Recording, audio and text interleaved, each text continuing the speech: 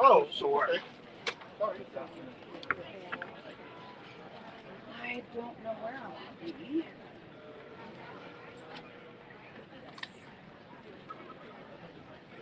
Did you have things? Did you put them anywhere? I barely found a place. I know. I'm thinking we could all store ourselves underneath. I don't know. You have to. Are those places for us? That's the gentleman. For the spectators? Is that the spectator section? This is for us. That's the spectator section? Yeah. Okay. I don't. Yeah. I just try to find it underneath. Some of you can also sit here. Hi, Brian. Hi, sweetie. I heard you got a I love. Congratulations. Wow. Who told you? Word flies. I'm very happy, very excited. Congratulations. Yeah. You look amazing. You fun. No, I did. Now it's time to get skinny.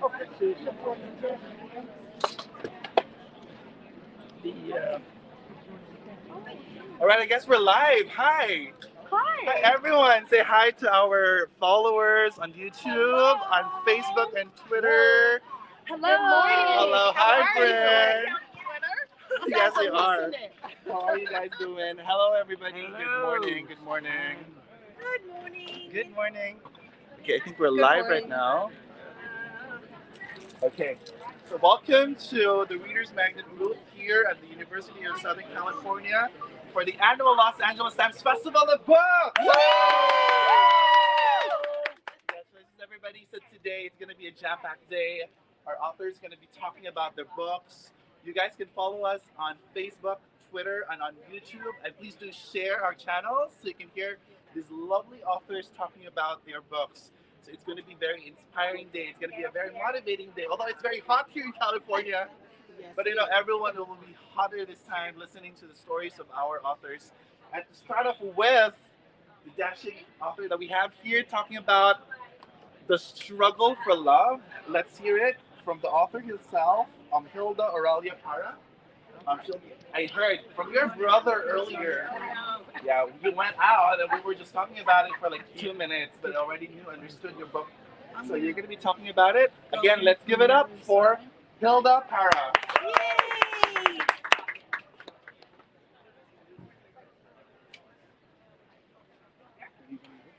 Well, I am a first author, first ever writing a book.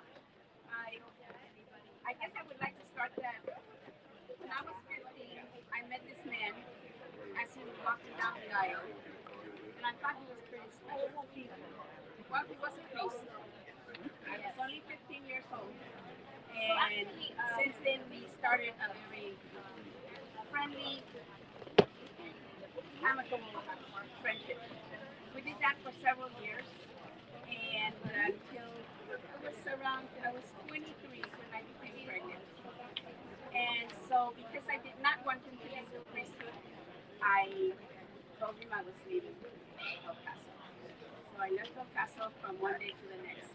When I found out I was actually pregnant, I said, I'm gone because I'm not going to be the reason that you leave the priesthood. So I left the priesthood. I left El Paso, and he didn't want to let me go. But we started writing letters to each other.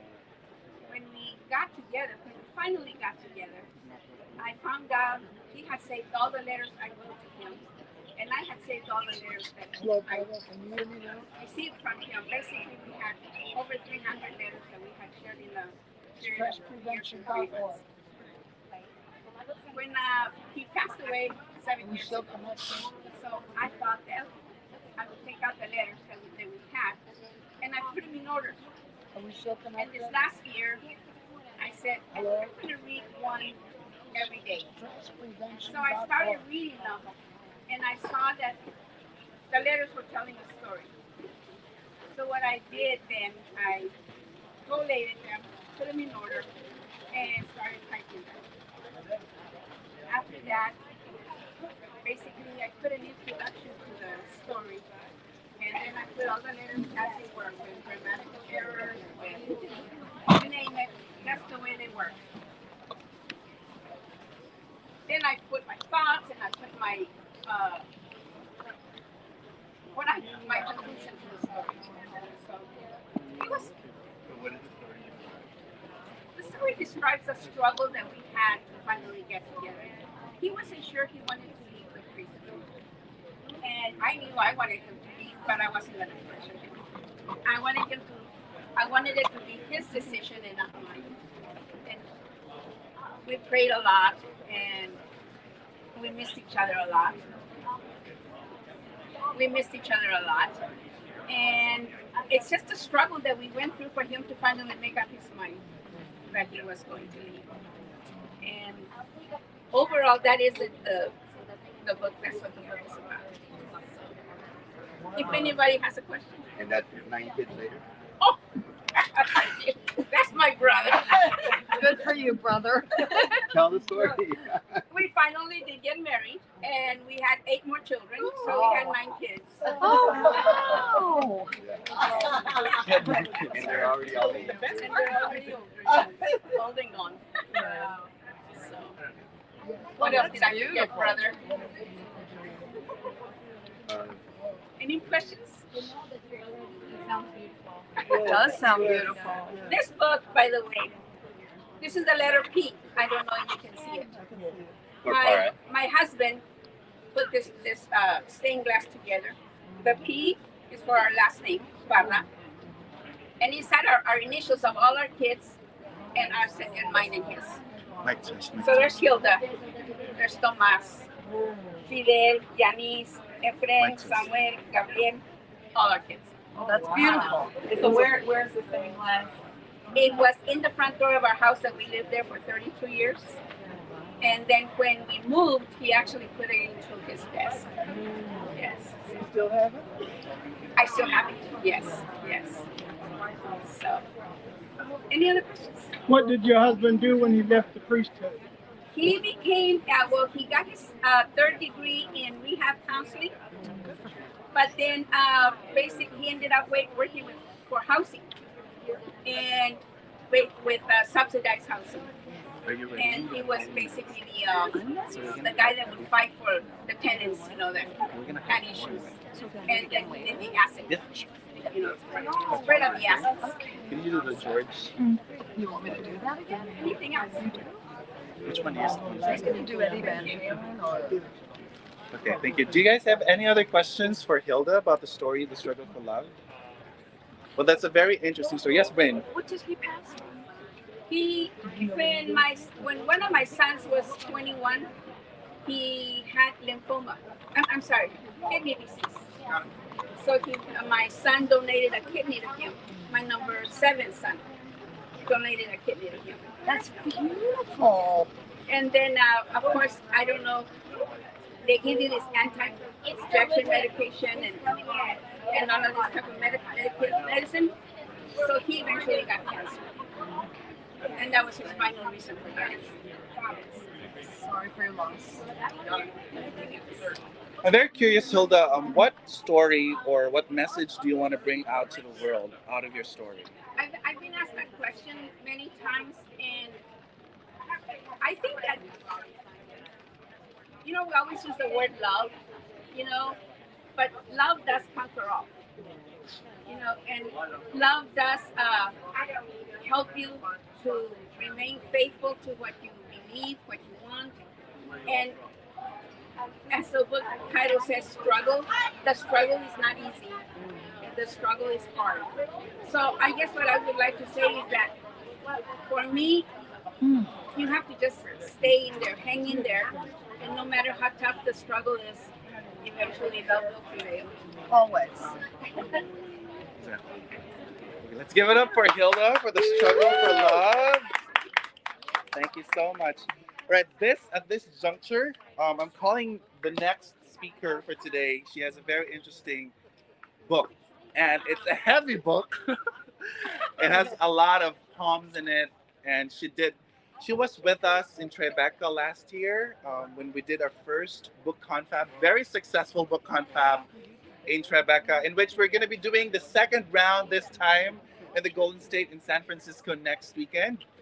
She was with us last November in Tribeca during our first book confab, and she did some reading. And to hype us up, let's give it up for Breen Litch. Okay, if I can get in here, I'm going to hold your hand.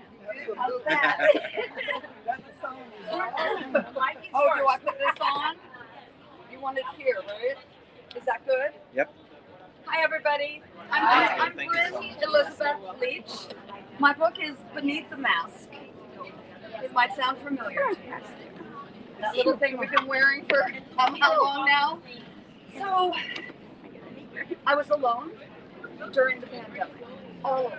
No man in my life, no roommate in my life, nothing, in a house, in the valley, scared out of my head. And I've been writing since I was like 6, but not for anybody or anything. And I started writing about what was happening inside me, the feelings of COVID, the heart of the story. I started focusing on people that were famous who were dying around me, and nobody cared. Nobody paid any attention because of the obvious, because of what the world was going through, is going through. And it just kept going. And then the next day I would write, and the next day something else would happen. And I was petrified. And you'll feel that in the book, but it's real. This is the most honest book you could possibly read. And it will seriously turn into a history book at some time. It's all done in poetry, song lyrics, sketches, and photography. So it's an artist's point of view of the year 2020. I'm very happy to be here, and I'll take any questions. What I would also like to tell you is this book is for you to sort stuff out that happened to you during the pandemic. This is a medicinal book. This talks to your soul, to your spirit, to the broken person inside. It will rebuild you. It will give you an optimistic point of view and a different point of view through my eyes, through a poet's eyes. See the beauty in the adversity. Find the strength in the weaknesses, you know? So the journey it's a mental health journey, basically, but it's done in disguise. So it's artistic, it's beautiful, and it's just a great journey. I can't wait for you guys to take it. I would like to read something from the book. Where is my person? How about I give you guys a choice? Do you want to hear about COVID? Do you want to hear about George Floyd? Do you want to hear about Sean Connery, Eddie Van Halen, Ruth Bader Ginsburg, John Lewis, all the people we lost? That's a hard one. That's a long one.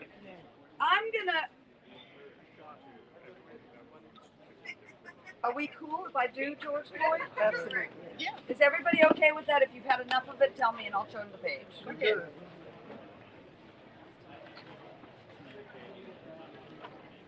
So every story of a person comes with a sketch. All right, put your seatbelts on. The George Floyd movement. The year was 1619, and there was something to be seen. Arriving in America, but it was not to live the dream. The first 20 slaves arrived upon a small Dutch boat, sold to residents of Jamestown, who would eventually gloat. But now it's 2020, and when we look at where we are, with slavery abolished, we haven't come very far. There are rioters and protesters grieving the death of this poor man. All forgivable by God, I guess, but nobody else can. 8 minutes and 46 seconds. George was held down as he beckons. "I can't breathe, Mama, I can't breathe," he cried, while more pressure was then applied. The officer involved that day had one hand in his pocket while George struggled for his life, and nobody could stop it. With a knee at his throat on the artery of life, George slipped into silence, causing such pain and strife. Yes, police brutality is a harsh reality, and it is here instilling fear. And it's only back because he was black. It seems to happen every year. The officer at fault has been removed from the force and prayed for a lifetime of prison instead. This is where he belongs, with his own guilty thoughts, which will haunt him until he is dead. Without resisting, they kept on persisting and pinned George to the ground, of course. Well, George couldn't breathe and then started to seize. They killed him with force from the force. It's time to take racism away and restore us to human kindness. For peace and justice will prevail someday, and history will remind us. George might be remembered a hero, or maybe just as a man. He started a movement without knowing, and we are doing all that we can. Oh Lord, hold him up. By example, we will learn there's no difference between black or white. It's time to move forward and time to discern between what is wrong and what's right. Thank you.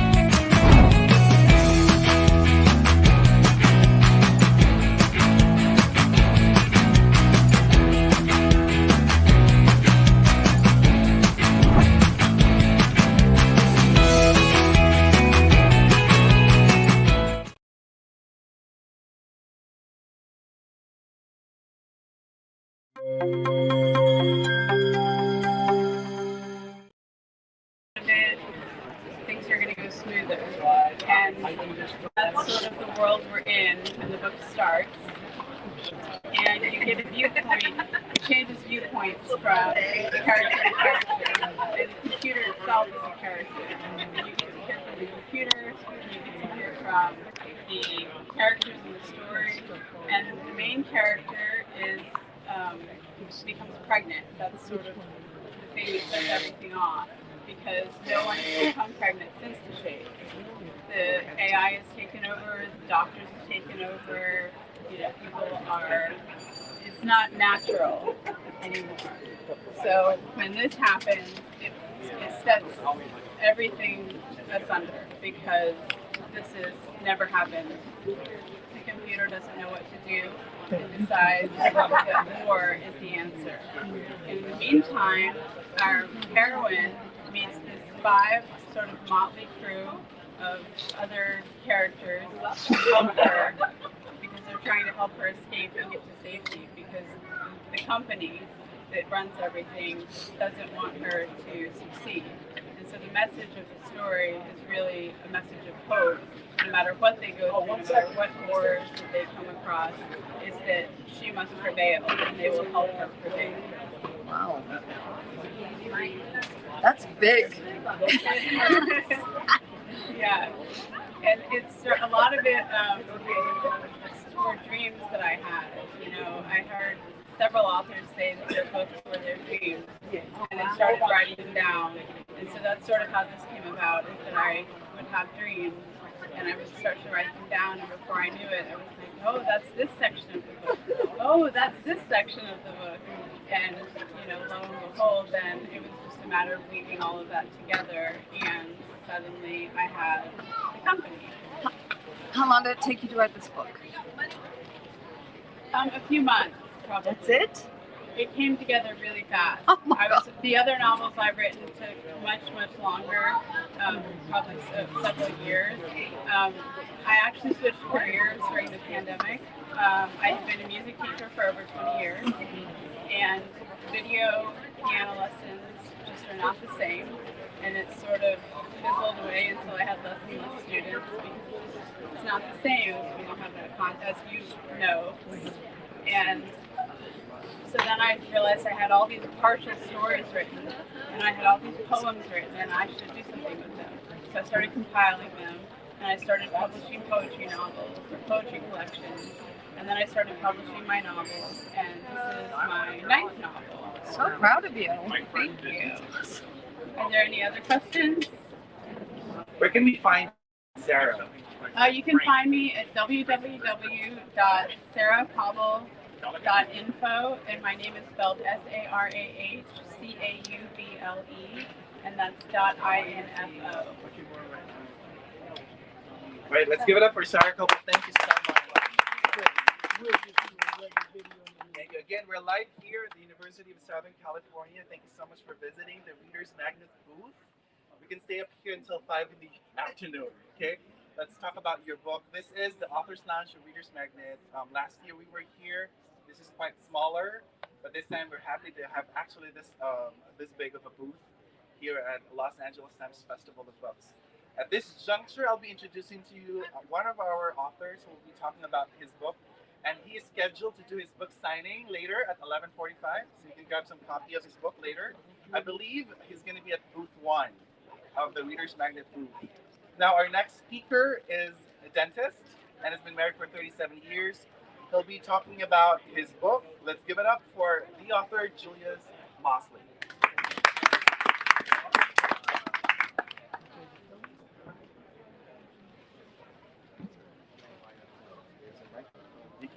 You want to put it here? Oh. There. All right. We're good. Hello, everybody. Hello. My name is Julius Mosley. I'm a dentist for 50 years. But I'm also an evangelism, visitation, ministry at my church. To give you a background of the Living Life in the Danger Zone, a lot of what's in this book is scriptural. A lot of people don't like to discuss spiritual issues, but it's a danger if you do not. I started as a small child, wondering where were people going when they died. In my little small community, there's a church bell that tolls when someone died. As kids, we would run to the church to find out who was it that just died.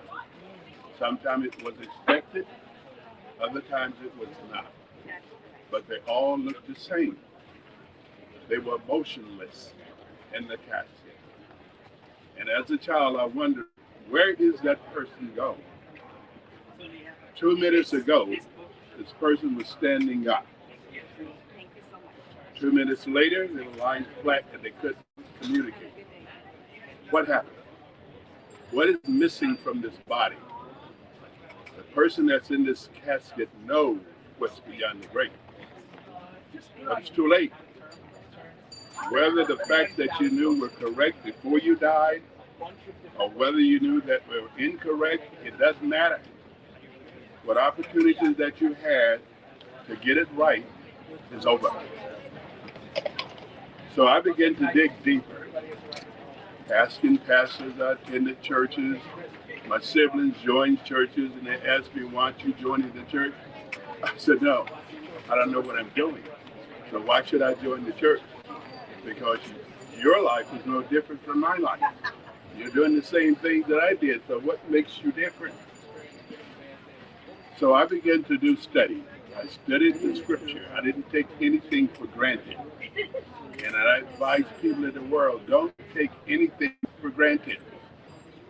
So as I stumble upon verses in the scripture says that if people are lost, they are lost because the God of this world has blinded their eyes so they see not. So in other words, what God was saying to us, that everything you see is not what you see. Because there are two worlds.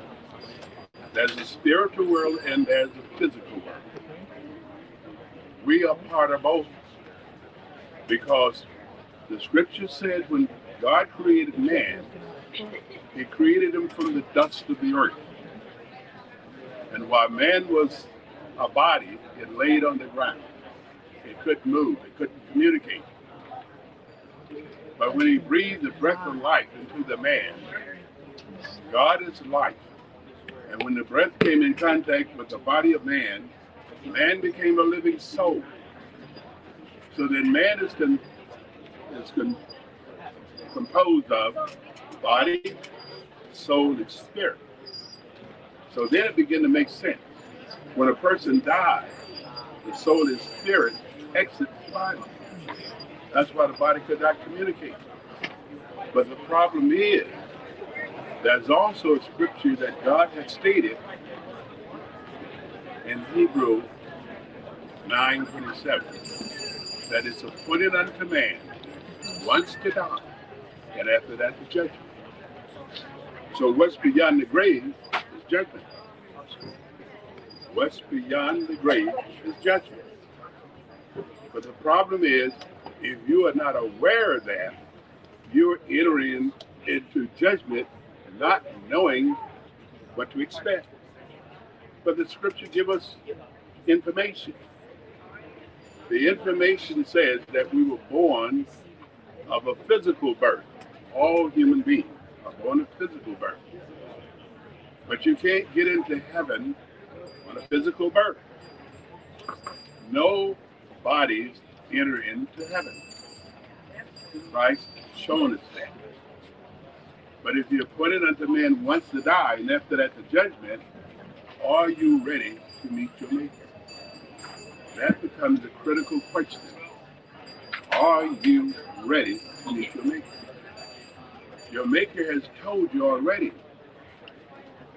that if you're not born again, you've been condemned already. Because you were born in the line of Adam. And the scripture said all that's in Adam will die. But that death is the second death. The second death is the lake of fire. That's an eternal death. If you're not aware of that, you're walking in blindness. You're living life with blindness on.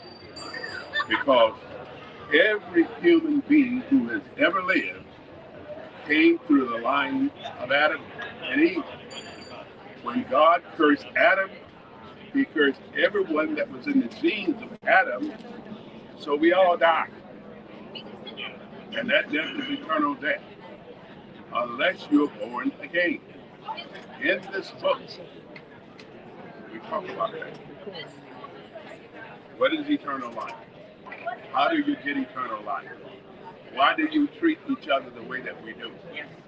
We are just vessels that God created.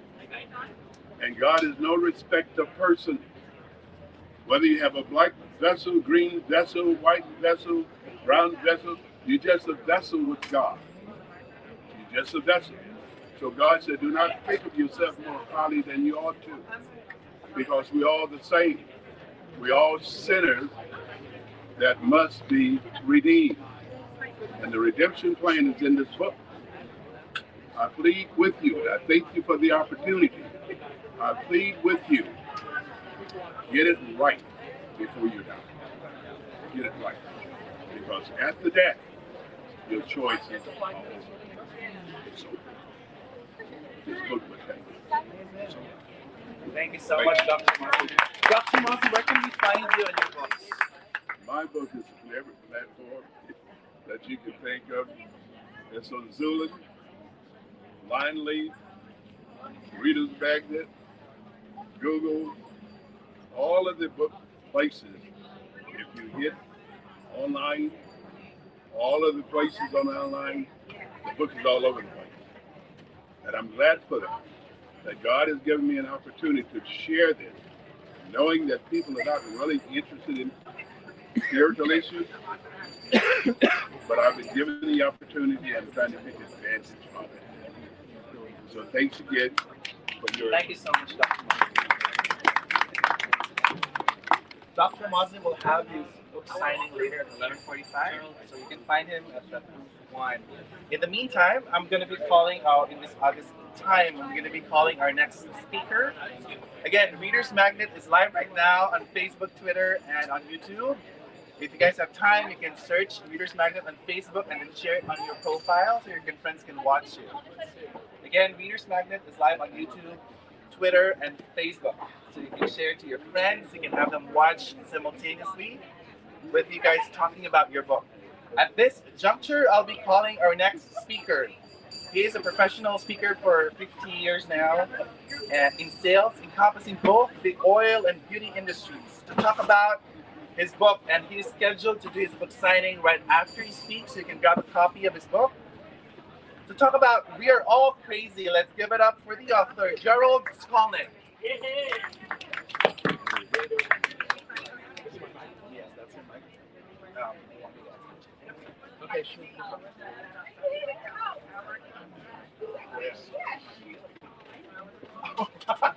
Okay. Hi, everyone. One correction, I have not been a speaker for 50 years. I was in the gas station business for 30 years, in the hair salon business for 20 years, and I just started speaking.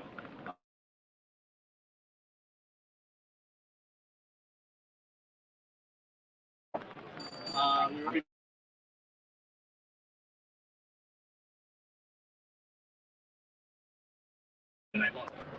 and that's helping me. And that's what I started doing. I started off by making videos, on which I still do to this day, on Facebook and now they're on LinkedIn as well. They're no more than 2 minutes because I know nobody has any kind of attention span. So I have my idea, I say what I have to say. I always thought I was going to run out of ideas, but I have ideas through the end of May. I never run out of ideas. Never, from all the things that I've learned. And the reason for my title is I wanted to have a catchy title.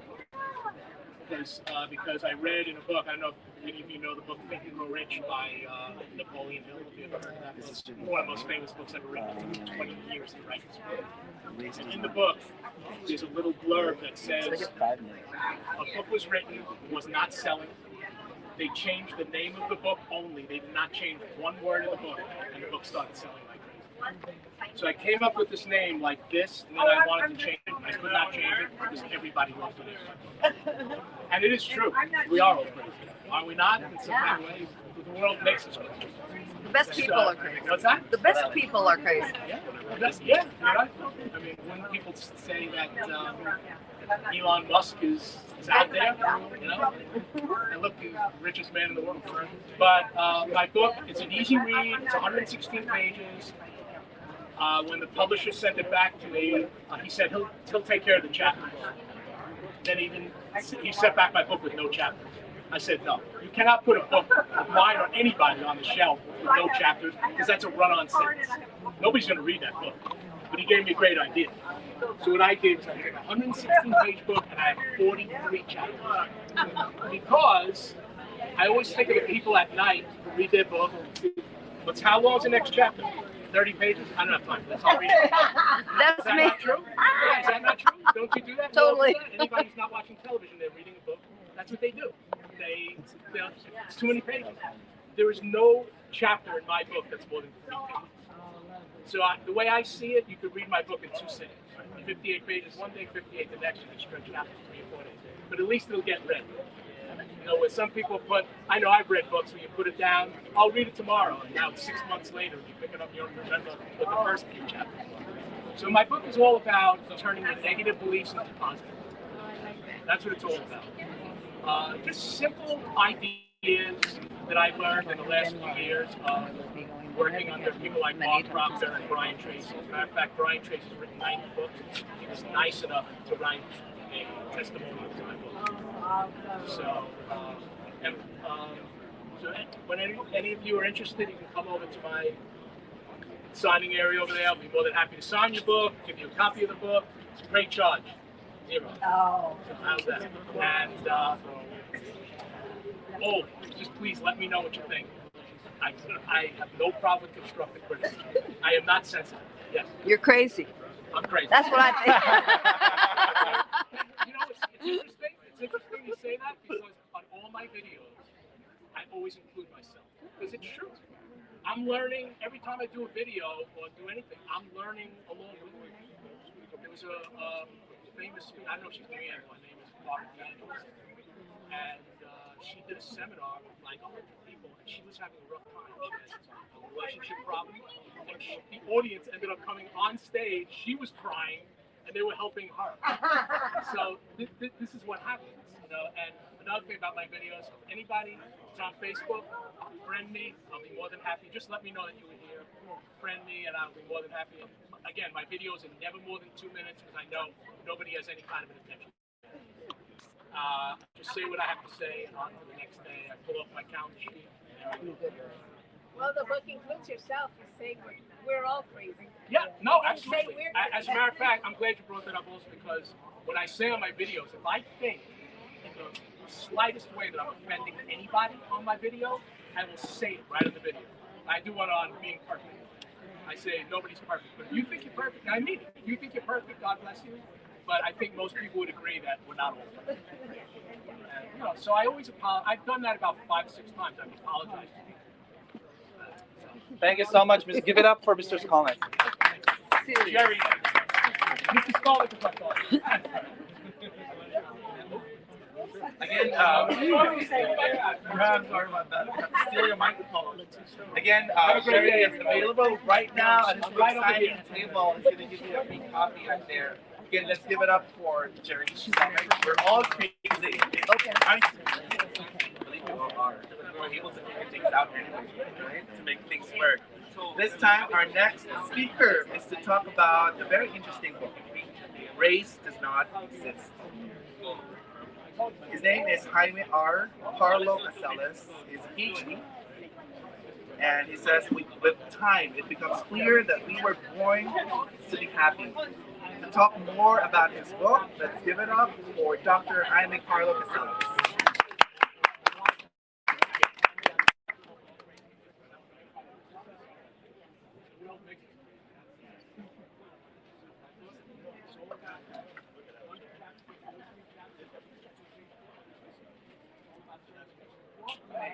There you go.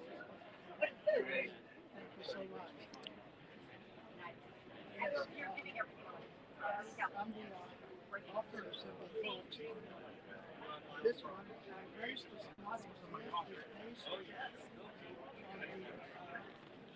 the concept of Ubuntu. Ubuntu is an African term that means we are all one. I dedicated this book, along with another book that I'm writing right now, to my co-author who passed away last year. And I want to thank the painter, Bruno Arias. He was a friend of mine. He painted this book is based on the theory that we are all we live in a society that's playing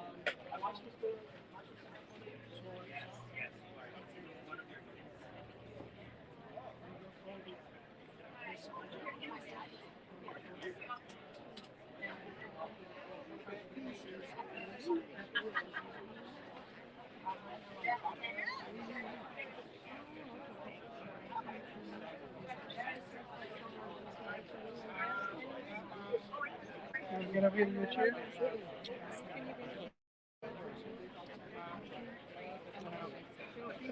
I can't hear him either. James. James.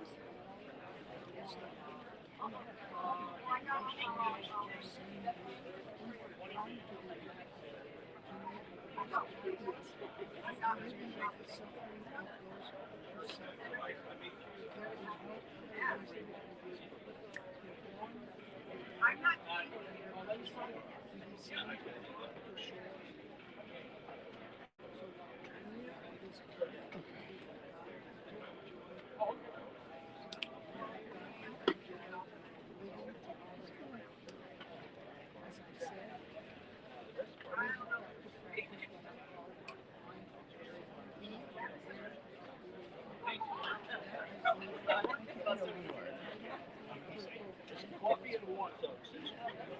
You hear those words?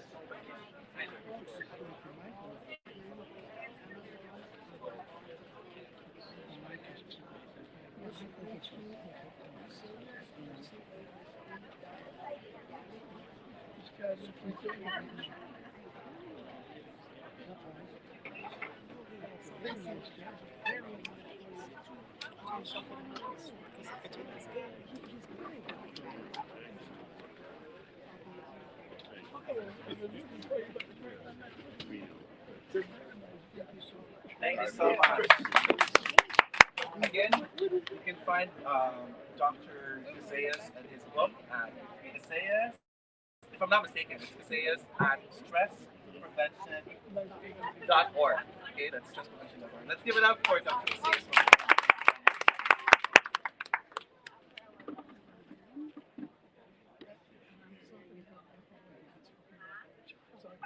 That's okay.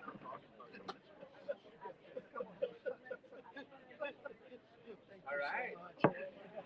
Thank you so much. You said you have Good job, seen a lot of authors. Good job. And all you guys It's are fascinating. excited talking about your book, and everyone is here to listen to that. Again, we're here until 5 in the afternoon. I'd like to We can buy your discuss, book later. we Are you can going to target sign each books other, later? We can exchange our ideas and just keep inspiring everybody. Again, here at the physical event at the University of Southern California at LA Times Festival of Books, and also virtually we're live on Facebook, Twitter, and on YouTube. Do share us and follow us, ReadersMagnet.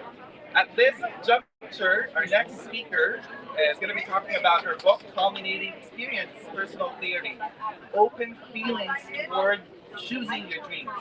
It's a very interesting book. She is a graduate of literature and language from the City College of Sacramento, and a member of the National Career Development Association. To talk about her book, let's welcome and give a round of applause to Maria Alice Silva.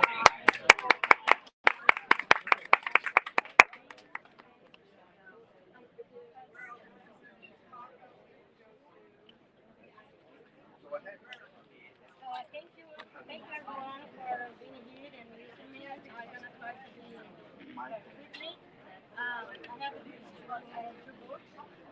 I have been writing for a couple of years. I wrote two poetry books. First is back in Brazil, and when I moved here, like 18 years ago, and then I tried to write this one here. There's a collection of poetry. I have beautiful picture here because I love to travel. And finally, I put this together. And this one here, main thing is I just signed up to do my junior college. And I thought it was going to be a big deal. I was so happy. And then I figured out that I can do more. And then I applied for my BS. And I said, oh, I can go further. And I did my master's in counseling. And then I figured out it was not easy for me to find the opportunity in college. And then I tried to search for the best. And then when I finished my master's program, I figured out that it was going to be able to graduate out and help everyone there to find a career. Thank you. Thank you so much. Your website this morning here, I'm so surprised and happy. I've been all over looking for some school. And this one here is the Rebel with me. And also, personally, I could not. Thank you. Thank you so much. Do you guys have questions for Maria Alice? All right, once again, Maria Alice is available on Amazon.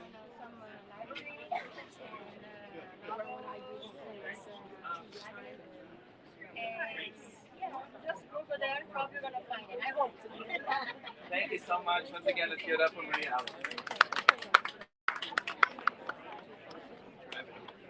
All right, thank you so much.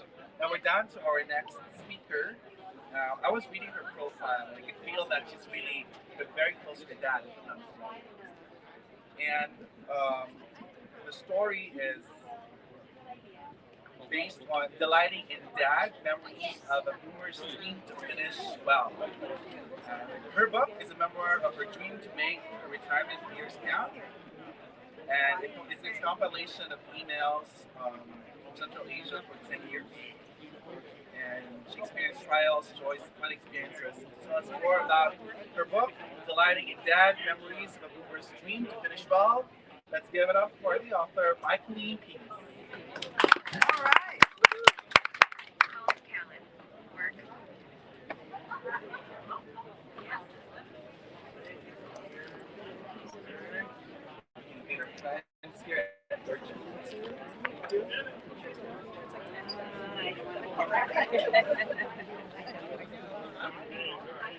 Well, today we have many people who are living longer, and especially the boomers. And I'm sort of at the beginning of that. But I really wanted my life to count. Yet, when I was about 1990, I was divorced. And someone told me that God would never use me or bless me again. And I became very depressed and decided that when my youngest child graduated from high school, that I would take my life. But before that happened, I had an opportunity one night as I was contemplating about a woman who had said she'd done everything she wanted to do in her life. I began to think about all the things that I wanted to do in my life, and I stuck them into an imaginary pocket. So I set goals for my life, and for the next 10 years I worked on those goals. One of them was a fun goal, one was a financial goal, one was an educational goal, and one was a spiritual goal. And that spiritual goal was kind of at the top, and it was sort of a challenge to God, because remember, He would never bless me or use me again. So for those 10 years, I worked on that, and then I retired in 2004. And I said, God, where do you want me now?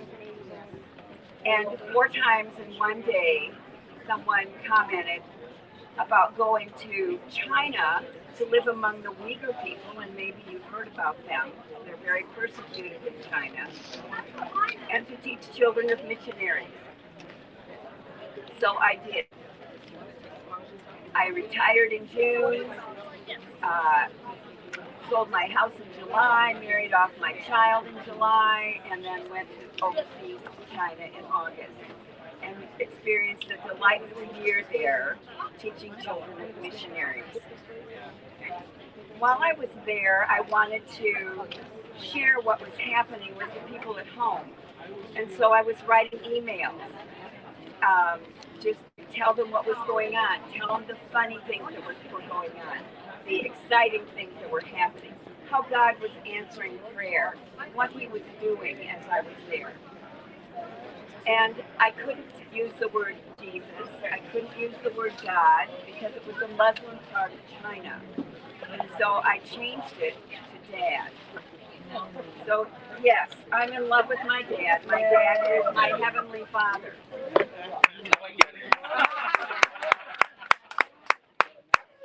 And I have under here Psalm 37:4, which is thyself in the Lord, and He will give you the desires of your heart. That's why I signed every one of my emails, delighted in what God was doing. So after I was in China for a year, I decided I really wanted to work with young women or housewives, and I wanted to share the love of Christ and how He could redeem them because He's done that for me. And so I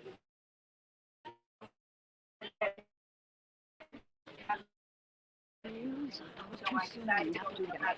This is a book, all my adventures from China and Kazakhstan for a period of 10 years. Some are funny. The first month I'd been in China, I lost my front tooth. It was a cat. And there's stories woven all the way through of how I lost my tooth in front of a bus riding my bike in the middle of the street. And how, I found it and the dentist scooped white glue up and put it into my mouth and it fell out 3 hours later. So anyway, that's part of the story. If you really enjoy all the adventures that are in here, there's some sad things. I had a son that was murdered while I was in the middle of this book. And some of the things that I went through and how God taught me forgiveness.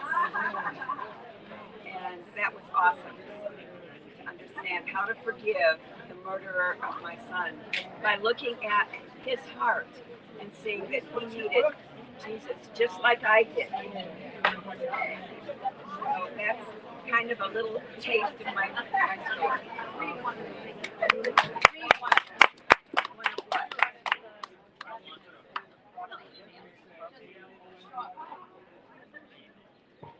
Okay, the stream of life. Lord, as I sit by the stream, surrounded by the colors of red, orange, yellow, gold, brown, and green, I delight in the colors and the sounds of the waters making their way to their final destination. I am still in the stream as it keeps flowing past in a well-guided path. Yet the stream I see has no preview of what lies ahead. As I watch intently, I see the waters moving effortlessly over the stones and rocks. When a large rock boulder is in the way, the stream bubbles around, often squeezing into a smaller area. I'm always excited by the moving 30, 40 minutes. Behind me, the stream wound down the mountain. In the distance, a drop-off allowed the water to move into unknown territory. But what's regroup and continue on its journey. Life is like this stream, always moving, but guided by a loving hand and seldom aware of what lies ahead. The rocks and stones of life, we either take in stride or learn to manipulate, while the large rocks give way or used to squeeze and mold us into the path. Always with this firm guidance. Sometimes life has its drop off, but you, Lord, regroup us and guide us as we continue into unknown circumstances and opportunities in our journey through life. Delighting in there. My name is Sunday. I have one friend that uses it as a devotional, so that's another way to enjoy it. And it's not necessarily in chapters, it's by years. And so, but it's by days. So you can read one short story and put it away for the next day. Thank you so much. Let's give it up once again for Michael and Peace. Where can we find you in your book? I have some cards. You can find me through my email, through Amazon, and through Magnet. All right, thank you so much.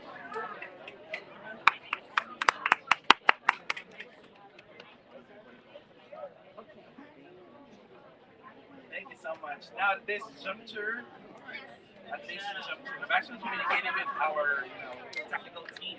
I'm not sure if our microphone is working or not, but probably can speak louder so they can be heard at these digital platforms. But I'll try my best to figure it out if this really works. But this worked earlier. But I'm just getting some messages that probably it's a little bit softer this time. Probably the battery is empty. Probably Yeah, have you need charge to this. change that. Yeah. Is it have a charger on it?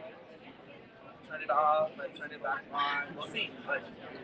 But for now, I'm just setting that expectation so you can speak louder. Okay. To talk about her book, the synopsis is Just People is a Black American family story from emancipation to the 21st century. Dr. Gilliard is the second of 6 daughters and a graduate of Howard University, Trinity College, and the Fielding Institute. She is a 42-year retiree of public education. To talk more about her book, let's give it up for Dr. Freddie Gilliard.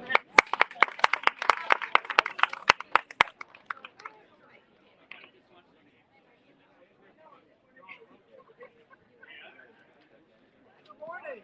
Good morning. Just people. Childhood impressions leave minds and hearts scarred. Press deep inside places not forgotten. Sights and sounds indulged.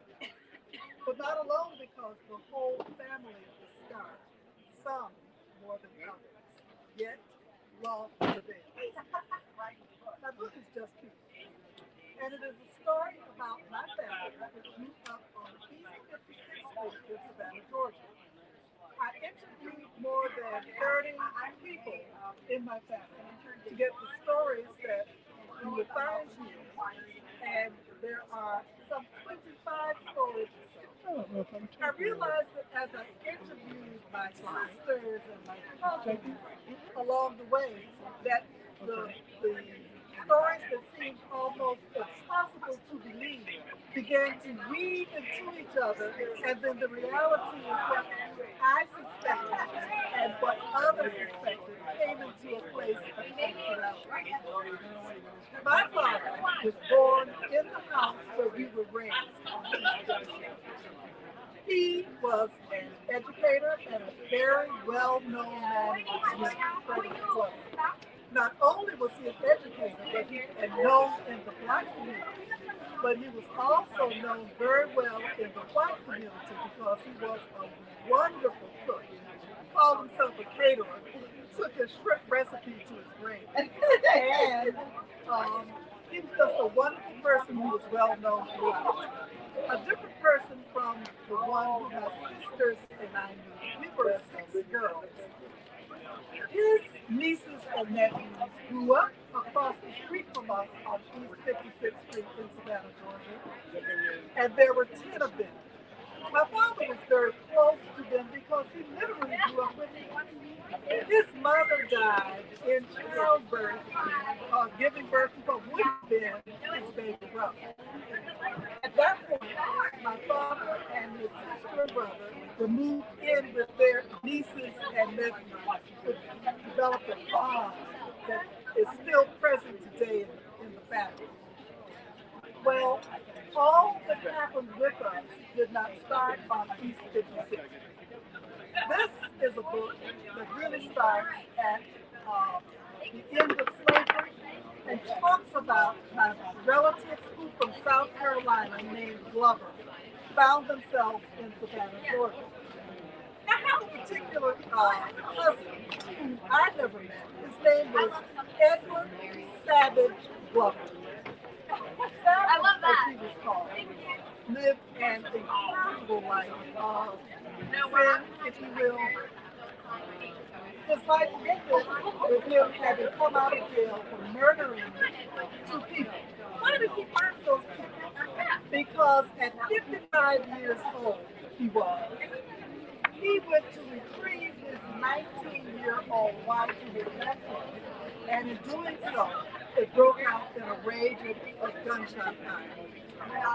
But the thing about that, you have to look for the good in people. He began and actualized an entrepreneurship that really kind of latched hold in the Glover family, and he owned lots of property. He taught us how to belong to ourselves. regardless of what our disposition is. Edward Savage. Well, from him, I was able to meet a cousin that I had never met, and she had such disturbing feelings about her father, who, when she was an infant in her mother's arms, the shooting happened. And she always wanted to know, so she did research, and she loaned to me her research, and I was able to dig deeper and make a personality, I believe, of Edward Savage Glover that is not known, was not known by his relatives. My sisters and I, growing up with my dad, grew up with a man who, at the death of his mother, was raised eventually by his stepmother, Mamie. Mamie was very cruel to my dad, and as my poem said, it left him with feelings of grief and distrust and having to feel the heat. She had to own and hold on to everything. So what my dad missed was how to love through all of that. And so my sister and I found ourselves in a place where we knew we were welcome. We knew we were supposed to be in that place, but we didn't feel the love. On the contrary, his 10 nieces and nephews felt his love. Why? Because my dad felt that he was a part of them. He felt that they understood him, and he was able to give them the love that we were so much desirous of. Well, out of those 10 nieces and nephews, and my sisters and I, there were 6 of us, we had these stories. I was very fortunate to be able to interview 3 of the nieces and nephews who were my first cousins and get their stories. The oldest, who is now 90 years old, and I have a new book coming out, Love My Precious Cousin, from my 89-year-old Pentecostal preacher, cousin Aretha Johnson. There are just so many things that come out of trial and we wind up in triumph. Just people tell that story. For me, as I was so desirous of knowing who I am, how did I fit, why did it seem that my relatives didn't want me to be a part, I became free, I was revived in this writing. What I realized was that so many of my sisters, for sure, but so many of my cousins had the same feeling of not being a part of and not belonging to when they heard the stories. From slavery to 2022, written during COVID, just people evolve. We are all just people. We all have stories. We all have circumstances that we may not want to share, circumstances that we conceal. But in this book and with my family, we learn that if we tell our truth, if we admit even to ourselves who we are, if we can get it out of the belly of us, then we find ourselves living and enjoying the fact that indeed we are all just people. I can be found on Amazon.com, Freddie Gilliard. I am on Facebook, Instagram. I can be found on WordPress. Please, just people. It's a great read. Thank you so much. Any questions? Thank you. Have you speak next? After I'll call you later. Thank you so much, Dr. Gilliard. I can tell that Dr. Gilliard really wants to talk, and you sound so good when you speak. I can see that, and I can hear that. And I believe everyone would agree to say that she's a very infectious speaker. Yes. So keep talking now. Yeah. Your story is very inspirational. So if you guys notice, I actually draw the camera a little bit closer to you. I'll have this charged perhaps so that you can be heard at least on the live stream. Okay. For now, our next speaker is we're gonna be driving to the children's book this time. Okay. Our next author definitely loves children. Otherwise, she shouldn't have written this book. But Cherry Okonski has written the book The Secret of Gumper the Rabbit. She is a professional portrait artist built her reputation for painting Hollywood and sports celebrities while living in Southern California. So this reminds me so much of you, Bryn. Yes. She used to work with Hollywood too. She was with Hunger Games, right? She was one of the designers for the Hunger Games, Bryn Leach.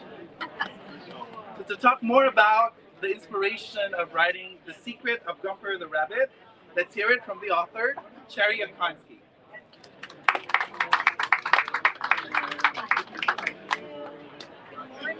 Good morning. My husband said I need to talk loud, so I'm going to talk. Kindly, yes, please. Okay. So this is my book. This is The Secret of Gumper the Rabbit. And I wrote this actually 25 years ago. Yeah. And so I was living out here when I wrote it. And since then I moved to Michigan and met my husband and raised two children, two boys. And picked it back up and decided I'm really an artist and I needed to illustrate my book. So I picked it back up and I illustrated it and launched it in October. So it just came out. And he's about a bunny and he's born a little differently. The inspiration behind Gumper is he's created to make a difference. And the best part for me is he has a hard nose, and it's kind of evolved through the years for me of where I was going to take his character. And in my husband's office, he had a grandma that had a story to tell about a little boy that was adopted, his own grandson. They adopted him, and he had hypertension. And they knew that going in when they adopted him. And so we heard all the stories of the surgery. He had 5 surgeries as a boy, Grayson. And he's doing fabulous. But the best part of the book is that the proceeds go to the Children's Hospital to help kids with congenital heart issues. So, yeah, it's more than a book, it's really. And so the book is dedicated to Grayson. So my character Gumper just wrote a little thing to Grayson. It says, to Grayson, who was born with congenital heart conditions, you've inspired me to love him. And so that's what Gumper represents. He's born with tiny little ears. And in the story, what happens is he can jump higher than all the other rabbits. And he has a guinea pig friend named Oink. And so Oink and Gumper are going to go on further adventures. So the second book will be out probably late summer. And Oink discovers that Gumper has talents that other rabbits don't have because of his little ears. He can jump higher. And so there's trouble in the pet store, and there's a fire, and Oink says that Gumper's the only one that can save all the animals in the pet store. And so he jumps out of his pen and he saves the whole pet store. So, and the secret of Gumper the Rabbit is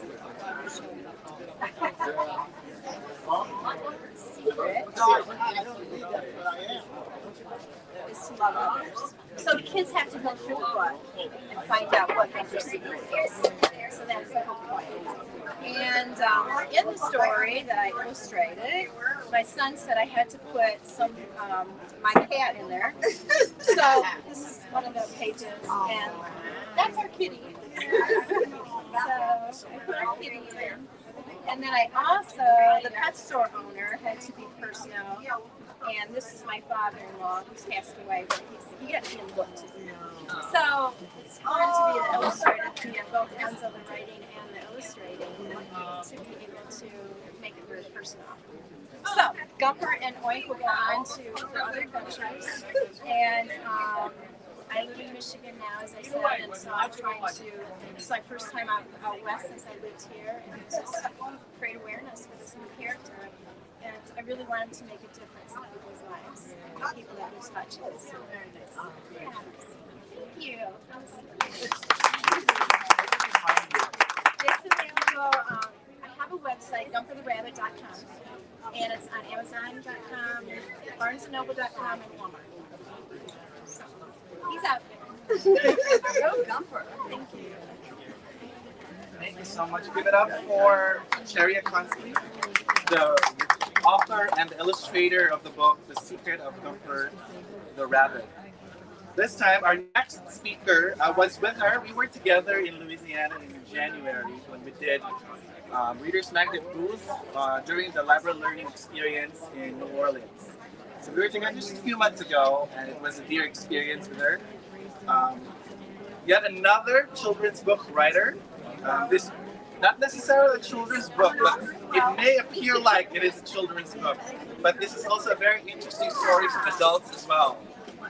So, Yvonne Bronstro, Dogs with Attitude, Prices, The Antiques of Tigers, Scrappy, Sammy Champ, and Bow Wow. If I'm not mistaken, these are all her dogs.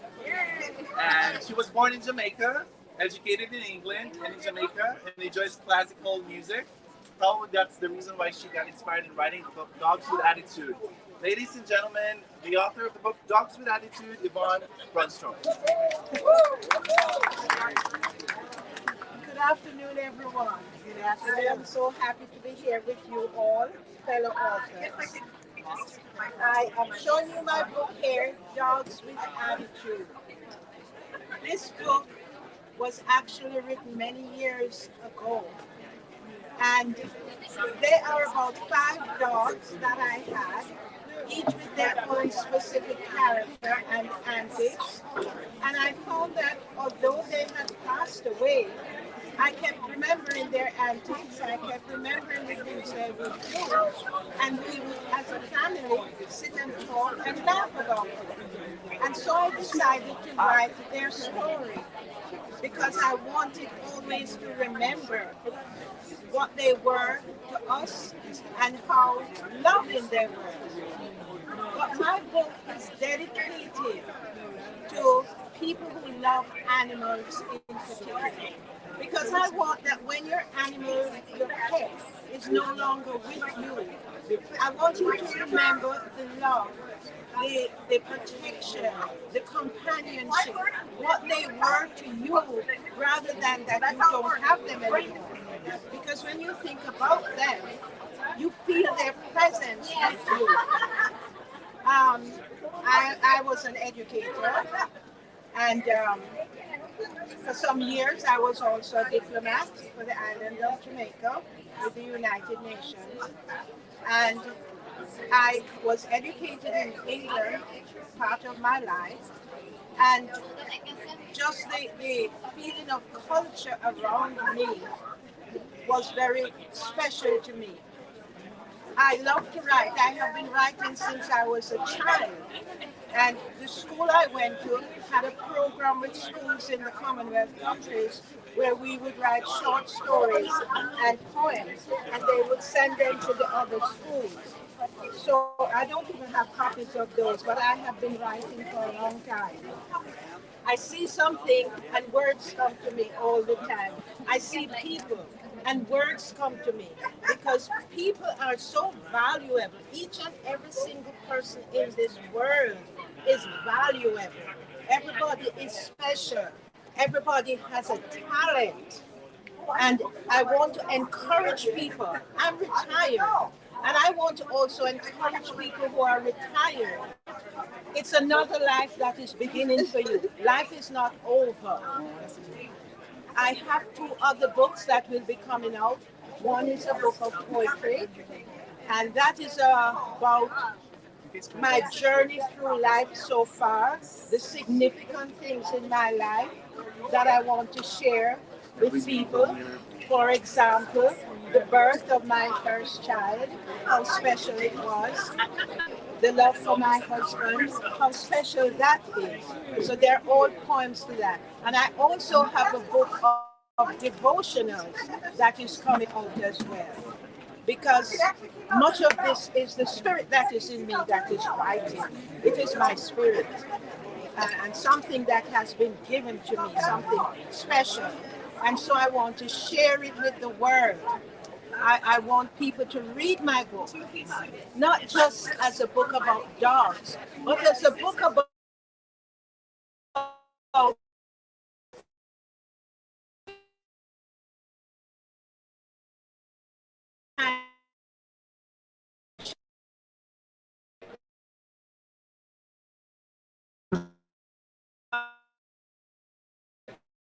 things in the book that,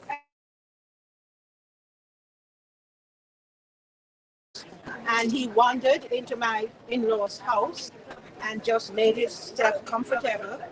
And across the street were two dogs who were very vicious. One day they got away. Goodness, Sammy is going to get killed. Next thing we knew,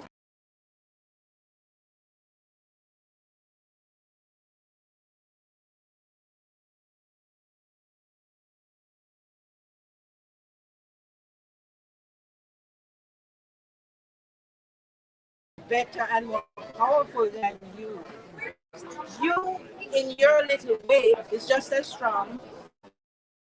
You're just as powerful, and you're just as important. And then there is Tiger. He loved the family. We loved him. He was an amazing dog, a protector. I would send my children outside in the garden to play, and I would say, Tiger, watch over them. And Tiger would go and watch over those kids. And if they went near the gate, he would start to bark. And his son was another, they were German shepherds. He would hold on to the kids' clothes.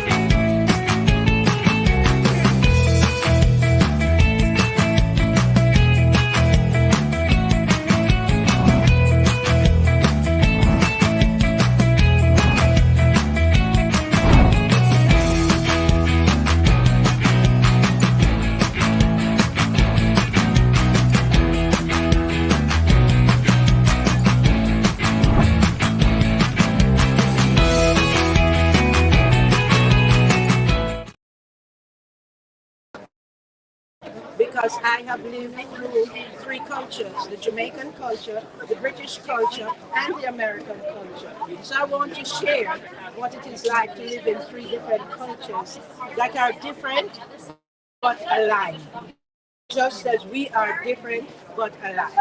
Thank you very much. Thank you so much, Yvonne Stroff, the author of the book with Attitude. How are you guys doing? Say hi to our followers who are watching us right now on Facebook, on YouTube, and on Twitter. It's so hot today, isn't it?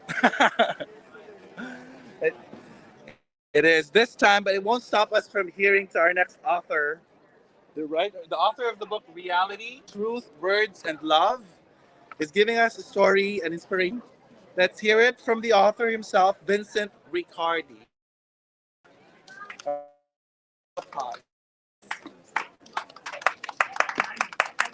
As an introduction to that, I want to read the first one.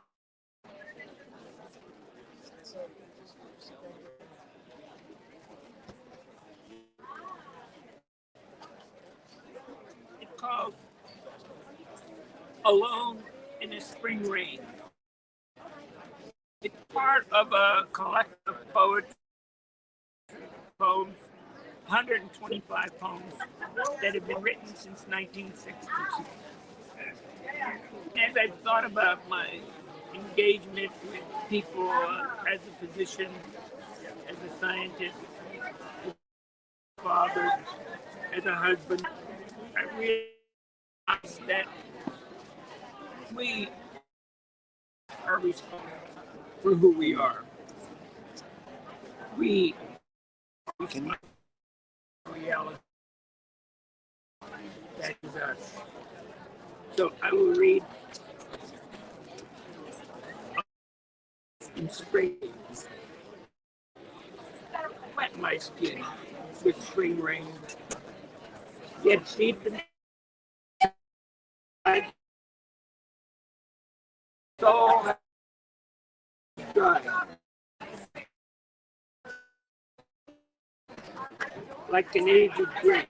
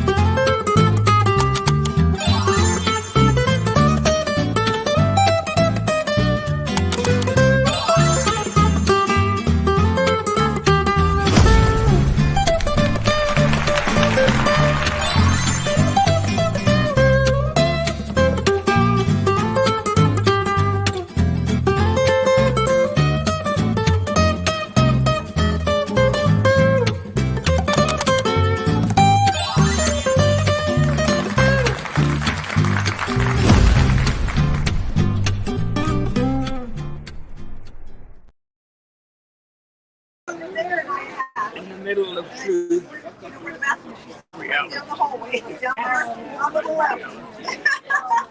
And the book is about all different circumstances where reality emanates. It grows, shows that one of the poems is only 3 long, 3 words, 3 sentences long. It's called Homonym. And it starts out, I'm current. Currents determine direction. I'm lost. So current that I am is spelled with an A. Fruit. Current that's spelled with an E is the river or electricity. It goes only in one direction. And though I'm current, I have no direction. And it's approach to the book. I organized the book in one way. I threw all the titles on one piece of paper and then picked out the papers one at a time. The book was organized randomly where people can pick it up. And where can we find your book, Vincent? The best places to find the book are Amazon, Ex Libris, and ReadersMagnet. Thank you so much. Thank you. Let's give it up for Vincent Vicardi. Thank you so much, sir. Our next speaker is the author of the book, The 415 Express. It is a twisting, emotional exploration of a family torn apart in pursuit of pretense and brought together again in the most unexpected way. Valerie is 13 when she decides to be someone else. When she realizes her mistake, she is 58 and dead. Let's help me welcome the author of the book, Diane Crow. I'm 56, and I've been a writer all my life, doing advertising and public relations. When I retired at the age of 74, I still wanted to write, and I wanted to write something that I don't want to do. I wrote the first novel when I was 74.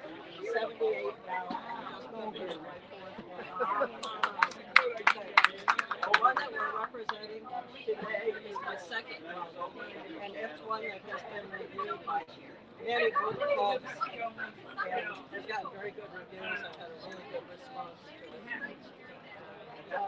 As you said, this is the story of a lady who at the age of 13 decided she'd rather be someone else. She began changing to be that other person. By the time she was 58 years old and dead, she realized what a mistake she had made. It's the story of Valerie Fairfield looking back on her life in an attempt to make her way into heaven. And she has a guide that she isn't getting along with very well, who is forcing her to review her life to see what mistakes she made and how they impacted her family.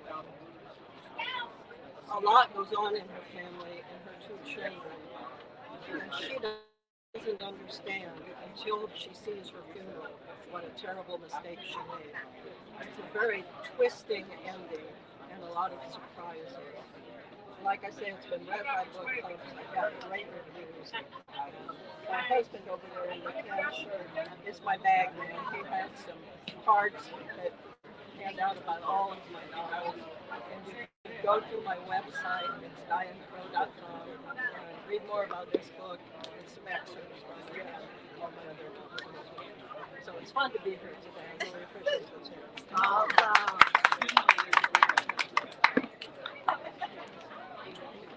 Our next author is also an inspirational speaker, and it appears she's not really used to talking to a lot of crowds.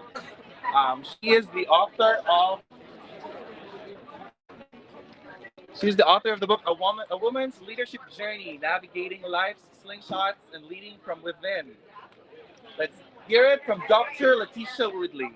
Hello, everyone. I hope you guys have enjoyed today. This is just feeding my soul to be around so many authors here. But as he stated, my name is Dr. Letitia Woodley. I am an counseling psychologist and educational consultant. I have been in the educational industry for about 20 years, and this book is me sharing my soul about being a woman in leadership. As you know, women, when we try to take the throne of leadership, we're faced with many challenges that our male counterparts don't have to endure. But just a little bit of my journey, I grew up in a very small town, Eufaula, Alabama. My mother was a teenage mother when she gave birth to me. I say I am my grandmother's eighth child because my mother was so young when she gave birth to me. We grew up in the projects. I slept in the bed with my grandmother until I was like in middle school when there wasn't enough room in the house for me to have my own bed to sleep in. We grew up in poverty. One of my grandmothers didn't know how to read or write. She signed her name with the X. We didn't own a car. We walked everywhere we had to go. So from the very beginning, there was a lot of strikes against me. From where I was born, my race, my sex, I had to combat a lot. And so my journey to try to overcome generational poverty kind of sets the tone to how I lead and how I show up in this world, right? And so then I found myself repeating the cycle of teenage pregnancy that had plagued my family since the time of slavery.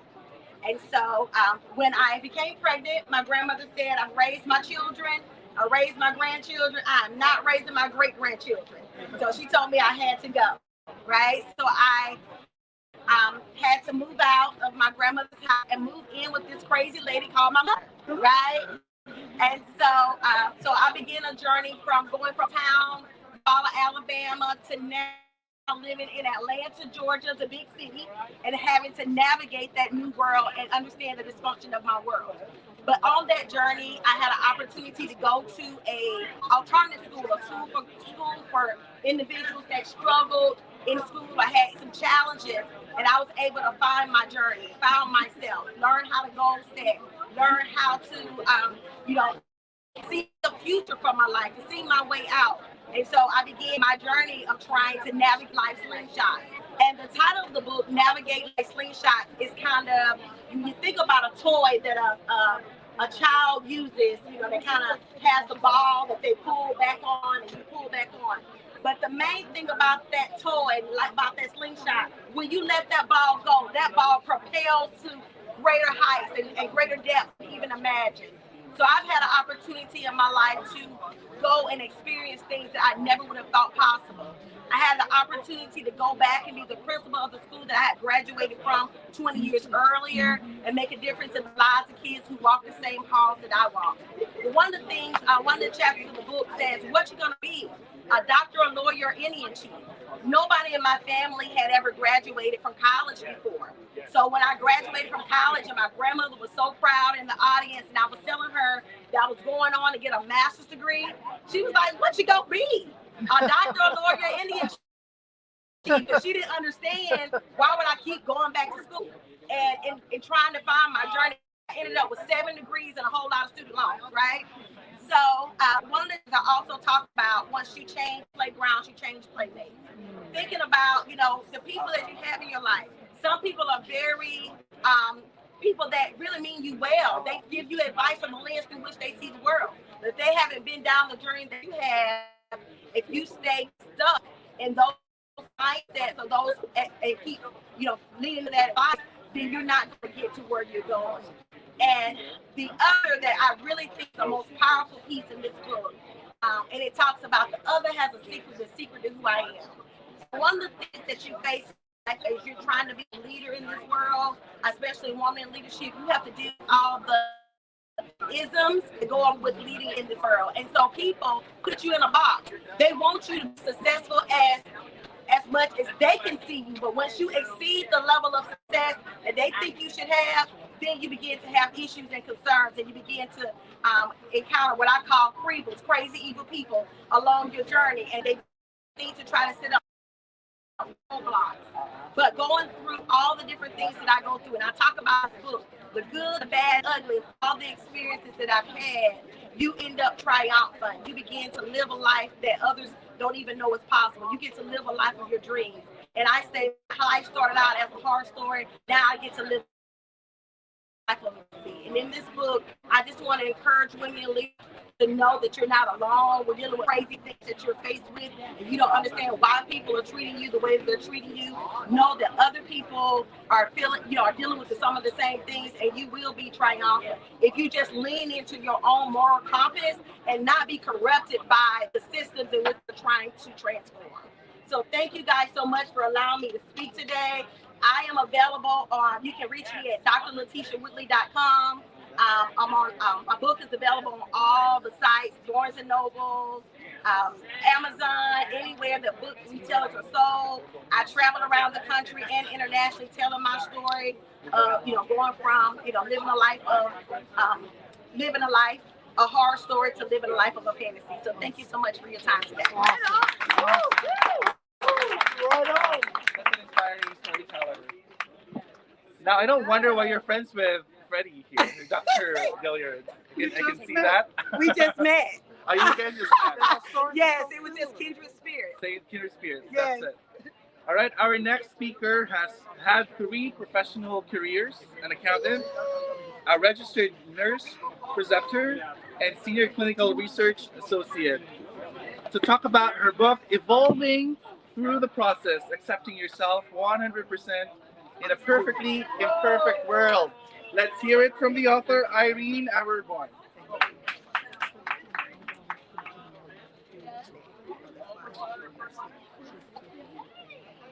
Hello everyone, my name is Irene Aberborn. I reside in Chicago, but I'm from Nigeria. As a matter of fact, I just got back from Nigeria on Thursday to Chicago, and I flew out yesterday to be here for the festival today and this weekend. So this is my first book published for sale. Prior to this book, I had written 2 other books for medical outreaches, one on vital signs and one for teenagers about bullying, harassment, and just how to live in the world. So why did I write this book? One thing I notice about people is that people are always very concerned about what others think of them.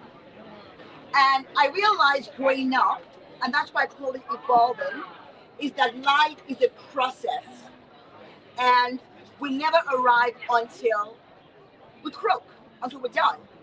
So, my book is about going through life every day, focusing on my personal experiences and my personal path to evolving.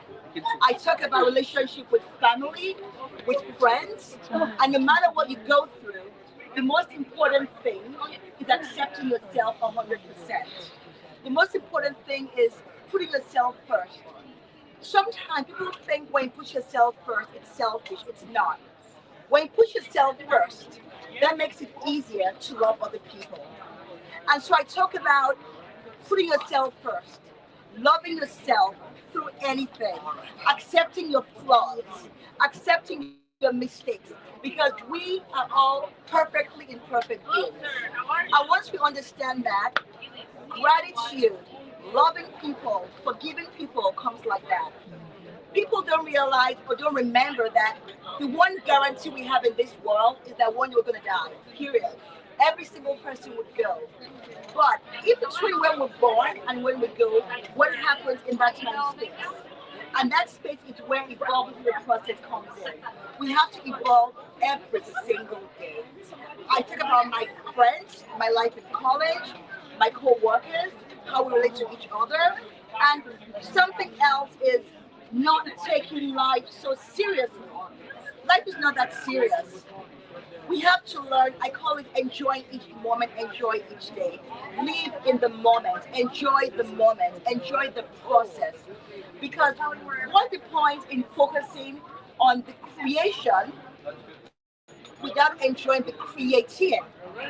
So I talk about, even while you're trying to get from point A to point B, enjoy as you create. Because we humans, we're all creators in every single way. There's no two people that are the same. We can all look at this book. And if we all showed everyone draw this book, everyone's drawing will be different. Because no two people can see the world with the same eyes. We all see the world differently, but the same.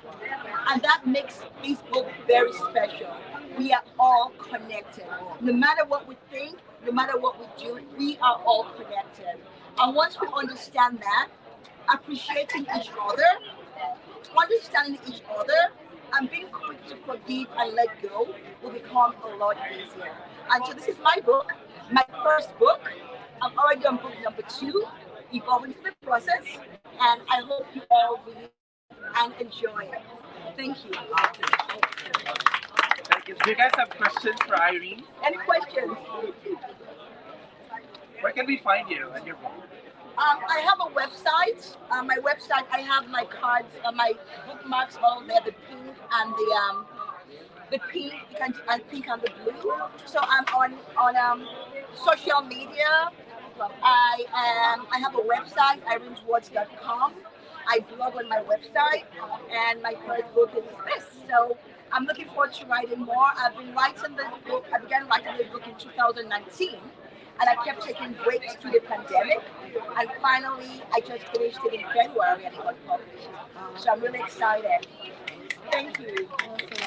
Thank you so much. Once again, Irene Iweriguan. All right, so we have 5 more authors before we take a quick lunch break, and then the rest of you guys can speak for the rest of the afternoon from 1 until 5. Okay, but I think we only need 30-minute break, right? It's 12 to 12:30. We have 5 more before we take our lunch break. I know you guys are hungry right now. Right at this juncture, though, I have to. Let me check if our connection is still okay.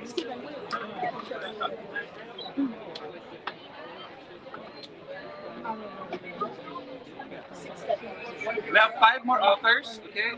So that we have Kathy, Elizabeth, we have Jacoby, Roger, and then Lynn. We have I'm Joseph. You have it 11:45. So, for the book signing authors, I'll have them speak first, okay, so that they can continue with the book signing. Okay, so is it okay if I have the book signing author speak first? I have you speak next now, Okay. and then I have you. Thank you.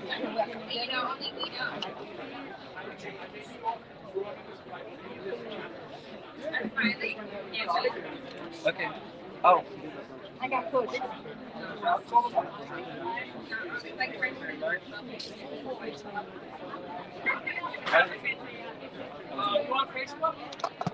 Can we have? Yeah. One of my books, Giuseppe. Give me 1 second. One right on the other side there. Hosea. There's about 50 on that table. One here. Okay.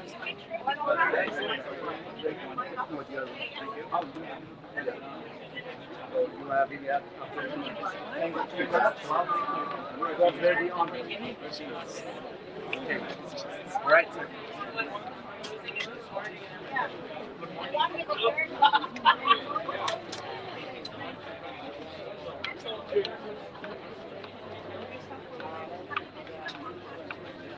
So what's your last name? Descans. Descans. Cans. All right. We're still live here on Facebook, YouTube, and Twitter. You can follow Readers Magnet.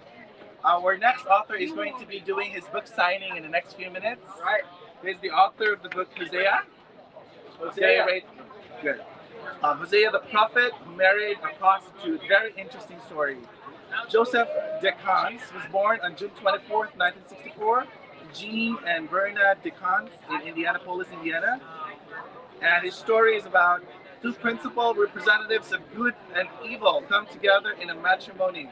Let's hear it from the author himself, Joseph DeCans. Round of applause. All right.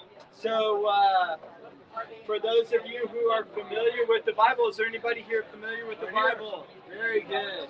Okay. So, for those of you who have read the Bible, you're familiar with the prophet Hosea. Hosea is what we refer to as one of the minor prophets. Is this a microphone? Okay. You need me to start over? Or are we good? Okay. So Hosea is one of the minor prophets in the Bible. And Hosea, God instructed Hosea to marry a prostitute, as you know. And so basically, Hosea was an allegory, a living example of God's relationship with his people, how they were always running away from him. And so Hosea is in the place of God, and his wife, Gomer, was in the place of his body, the church, Israel at that time, we would say, and Israel constantly running off to other gods and idols and whatever. And so what my book is a modern day interpretation of that story. So if Hosea were alive today in San Diego, living out that same life, what would happen? And so this is a story of what might it look like today if Hosea were alive doing the same thing. Does anybody have any questions? Nope. Where can we find Hosea? You can find the book obviously on Amazon and Barnes and Noble and a lot of other booksellers all over the world.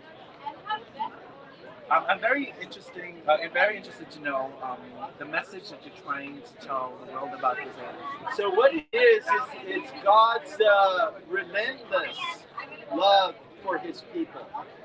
So in spite of his people turning their back on him over and over and over again, he's still constantly reaching out. Obviously, that's not the relationship he wants to have with us. He wants to have a good marriage, if you will, like is commanded in the Bible. Like it says in Genesis, right? For this cause, a man will leave his father and mother and cling to his wife, and they're going to live together forever. And lots of other positive references throughout the Bible about what relationships are supposed to look like. But unfortunately, that's not the relationship that God has with many of his people. And in spite of that, in spite of them constantly turning back, he's still reaching out.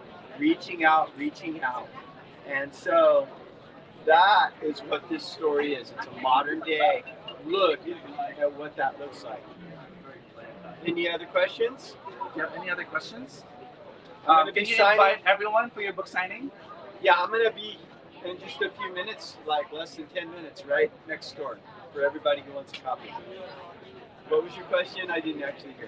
That was my question. That was it. Yes, yeah. You pretty much answered my question. Okay, very good. Joseph will be available for a book signing. He's giving away copies of his book on this side of our booth in the next 10 minutes. Yeah, less than 10 minutes. All right, let's give it up for Joseph. Thank you so much. Again, the rest of the authors who are not scheduled in the morning can take your lunch break and then be back at 1 p.m. So you can take your lunch break. But we still have a few more authors who can speak. We have Kathy here. I know Kathy has been waiting for this moment to speak about her book. It's about time to travel back again to children's book this time. And let's hear it from the author herself who wrote the book. There are dragons in the garden.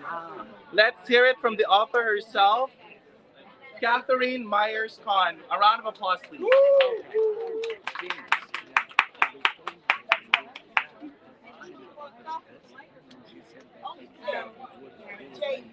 Jane, you also have the microphone. Yeah, he still has the microphone on. Okay, I'll get the microphone. Yes, it's easy to forget. Yes. Yes. Right here.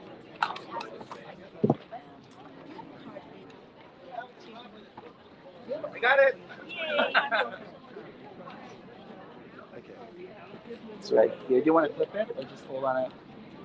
Closer to you. Okay. There you go. There?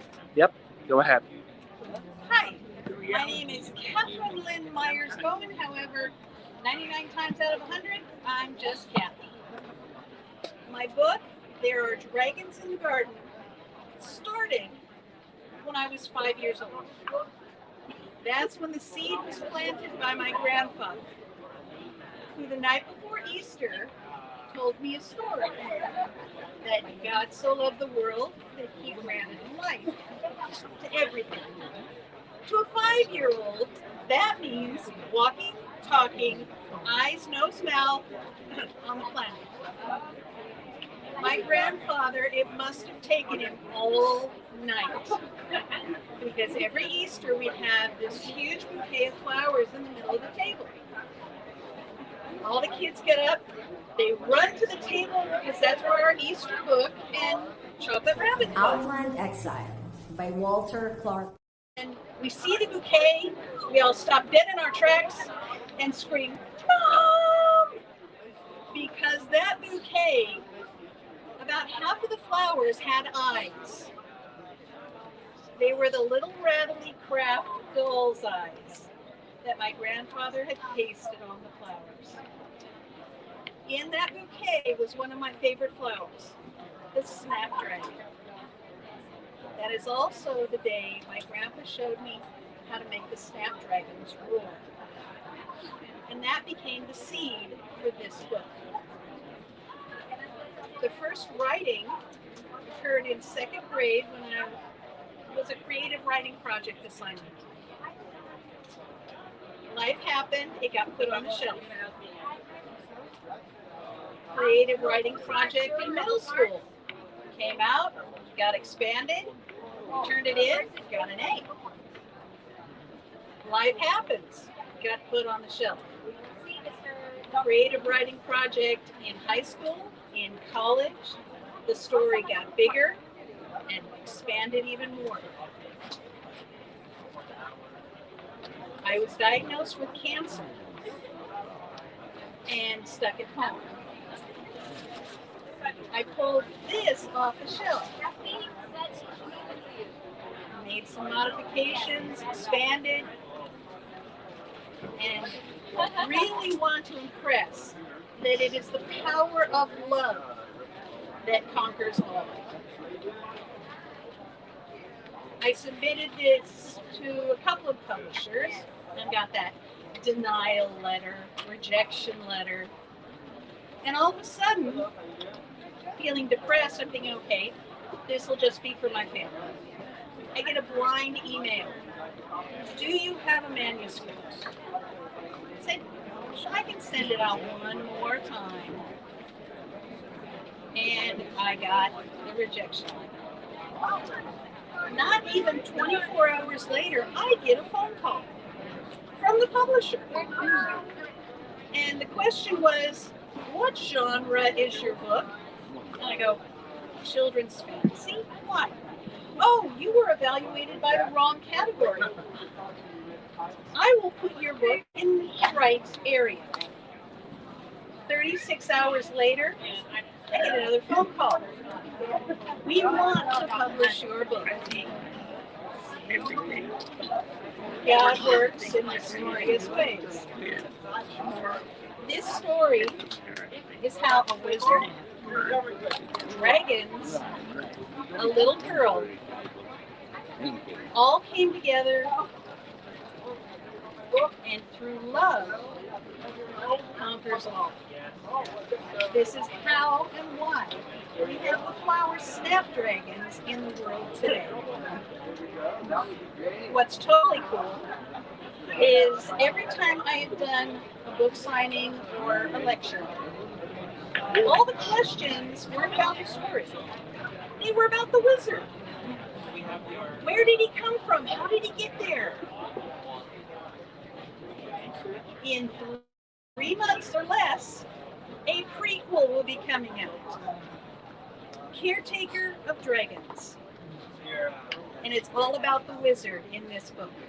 How he became, because he wasn't born a wizard, and how he became the caretaker of dragons. The acceptance of who everyone is and the encouragement of what we can become is my primary message in both of these books. If we encourage each other, all things are possible. I don't have an active website. It's not up yet. ReadersMagnet's not finished with it. They're the ones that are going to be publishing the Caretaker of Dragons. I just finished the text rewrite, so it has to go back to their review process and editing one more time. Again, I'm hoping that'll be done in the next 3 months. Any questions? Comments? Concerns? Okay. Thank you so much. Yeah.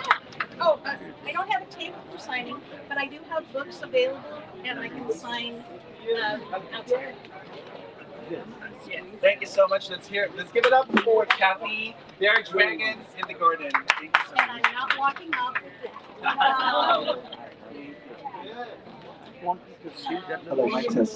Okay.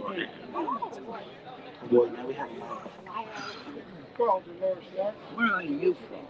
Our next speaker, again, I was just going to name the names of those who are going to be speaking right before lunch break. The rest of you guys can speak from 1 p.m. down to 5.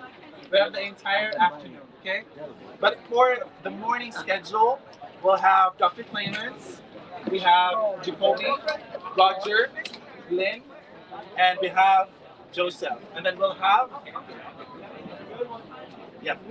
you'll be the last one in the morning, and then we'll take a break, be back here before 1 p.m., okay? And then in the afternoon, I'll have everyone sign up, something like just a cue list, so that we know who's going first, who's going next, okay? All right, this time, again, we're live on YouTube, Twitter, and Facebook. You can go on our channels and share it on your social media so that a lot of people can watch it with us. Still live here at USC. Now, our author is Dr. Elizabeth Clayman, an award-winning speaker, 5-time #1 international best-selling author, and storytelling enthusiast. Experienced a traumatic abusive childhood, chronic illnesses, and severe pain caused by multiple auto accidents, one that left her disabled and bedridden for 12 years.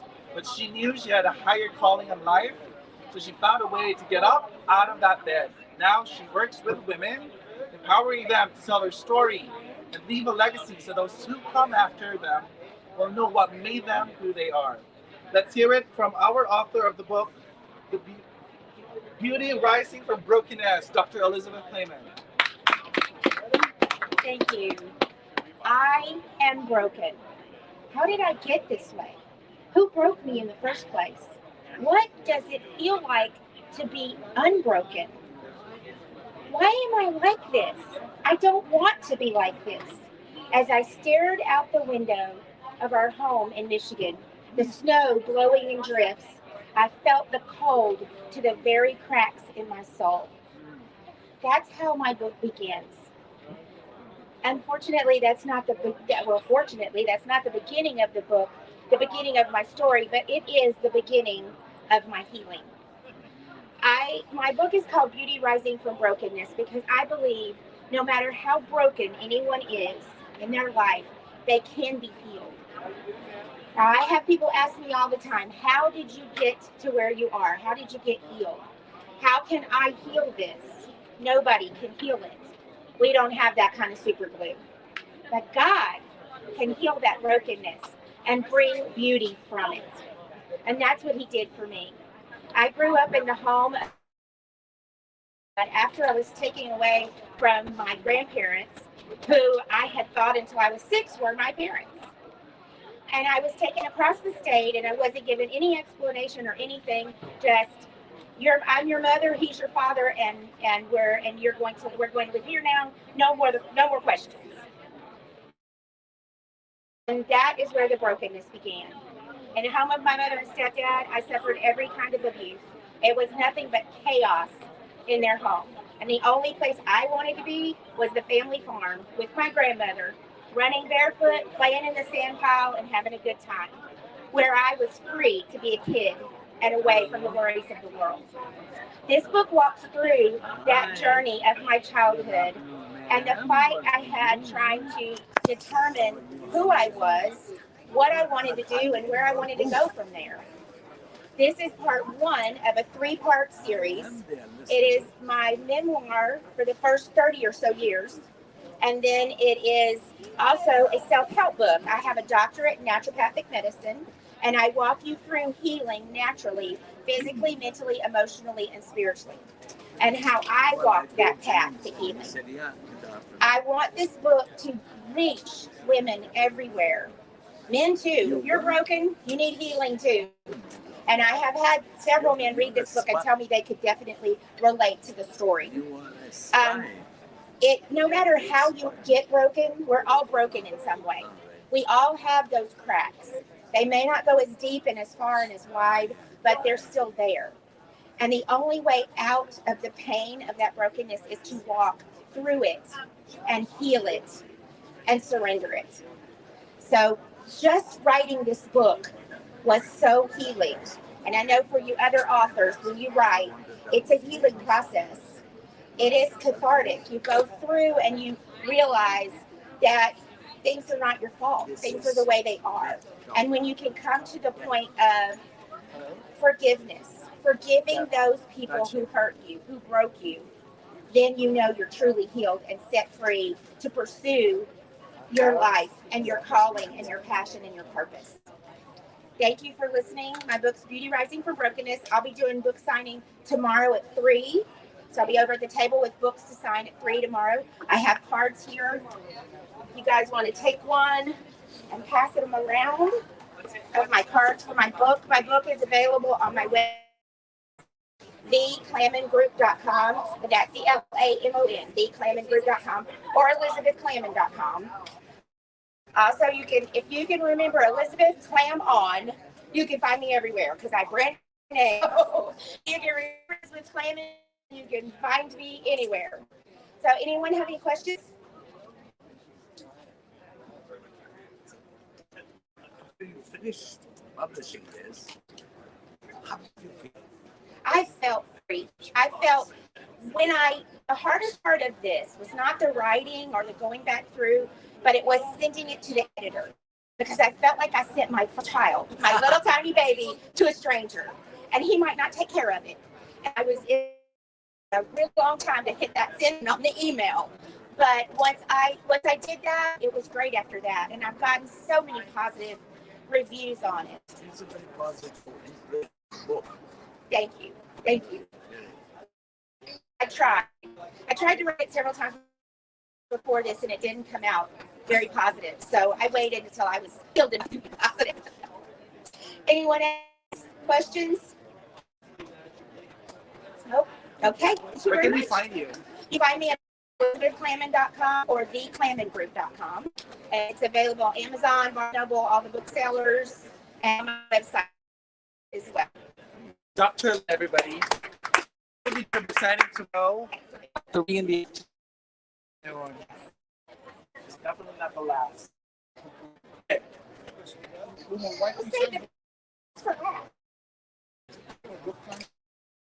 I think so, yeah. Yes.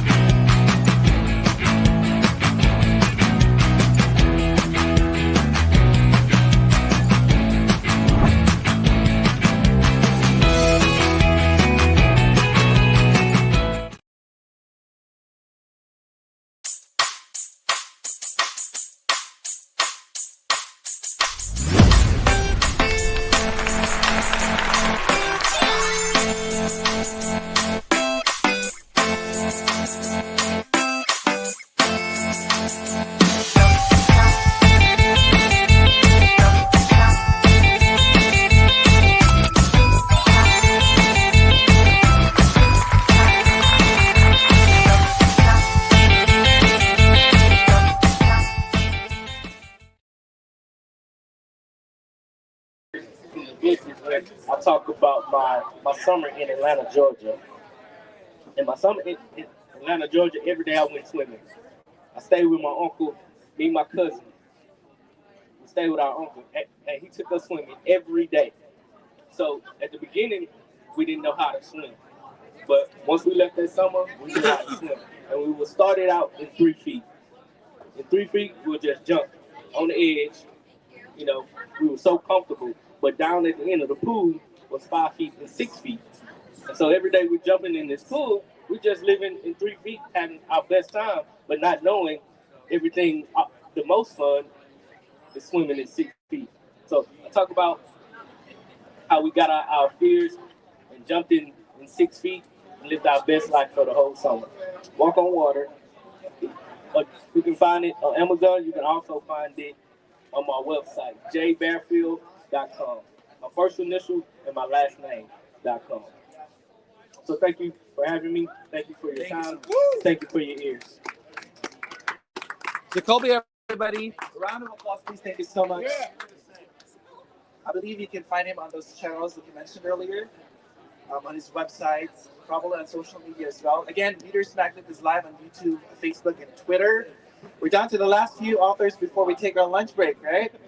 So here, our author is very interesting as well. He's written the book, My Battle, His Victory. In life, there are things common to man and things that are not common. However, adversity is common to every man. Our next author is a U.S. Navy veteran and a kidney transplant survivor. Yes. And for over 30 years, has a passion for encouraging others of what God has done for him. To talk more about his book, My Battle, His Victory, let's hear it from Roger Pierce. Woo! Yeah! Thank you. Good morning. Good afternoon, everyone. I just want to congratulate all the authors for doing what you believe, what you needed to do, and that is live your purpose and passion. So congratulations to every author that has spoken before me, and the ones that will speak after me.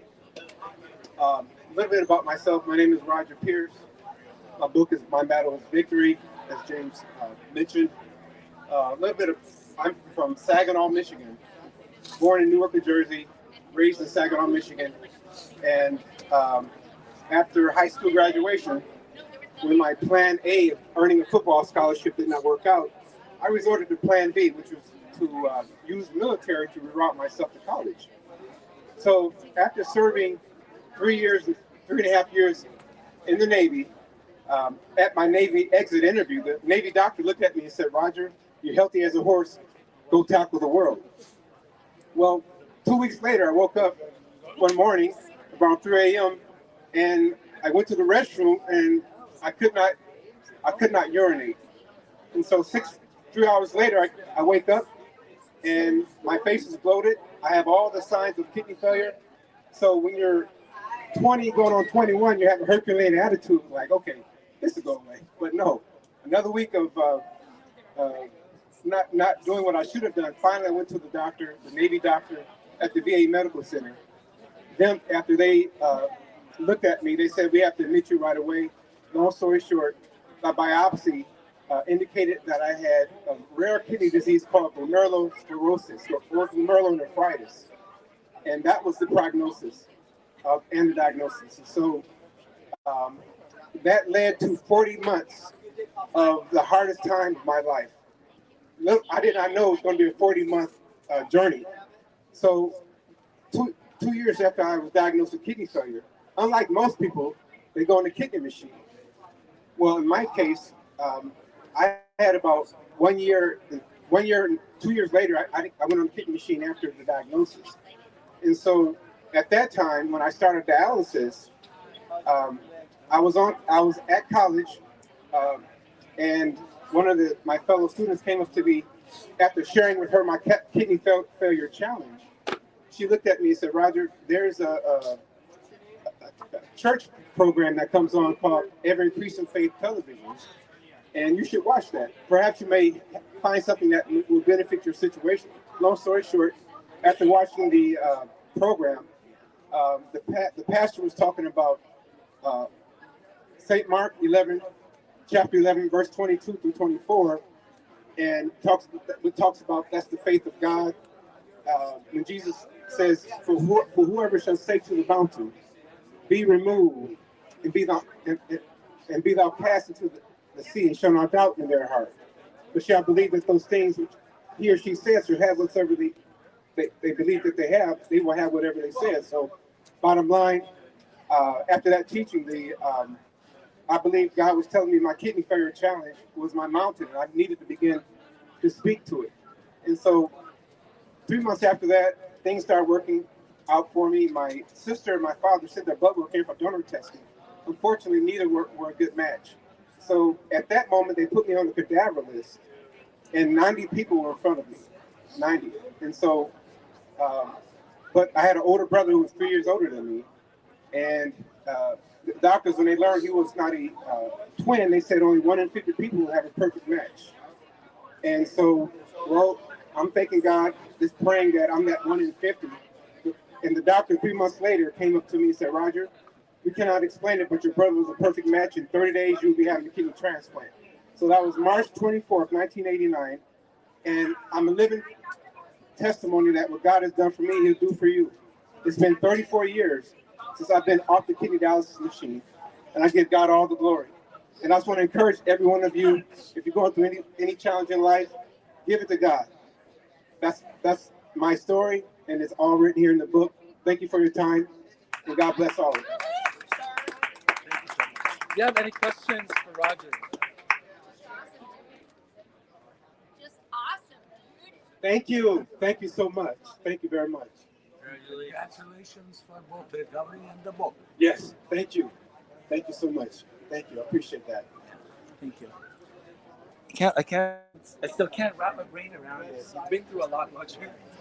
But what's important is now that you're able to get through it. And it made you a very strong person. So once again, Roger Pierce, my battle, his victory. This time we're going to be listening to another speaker.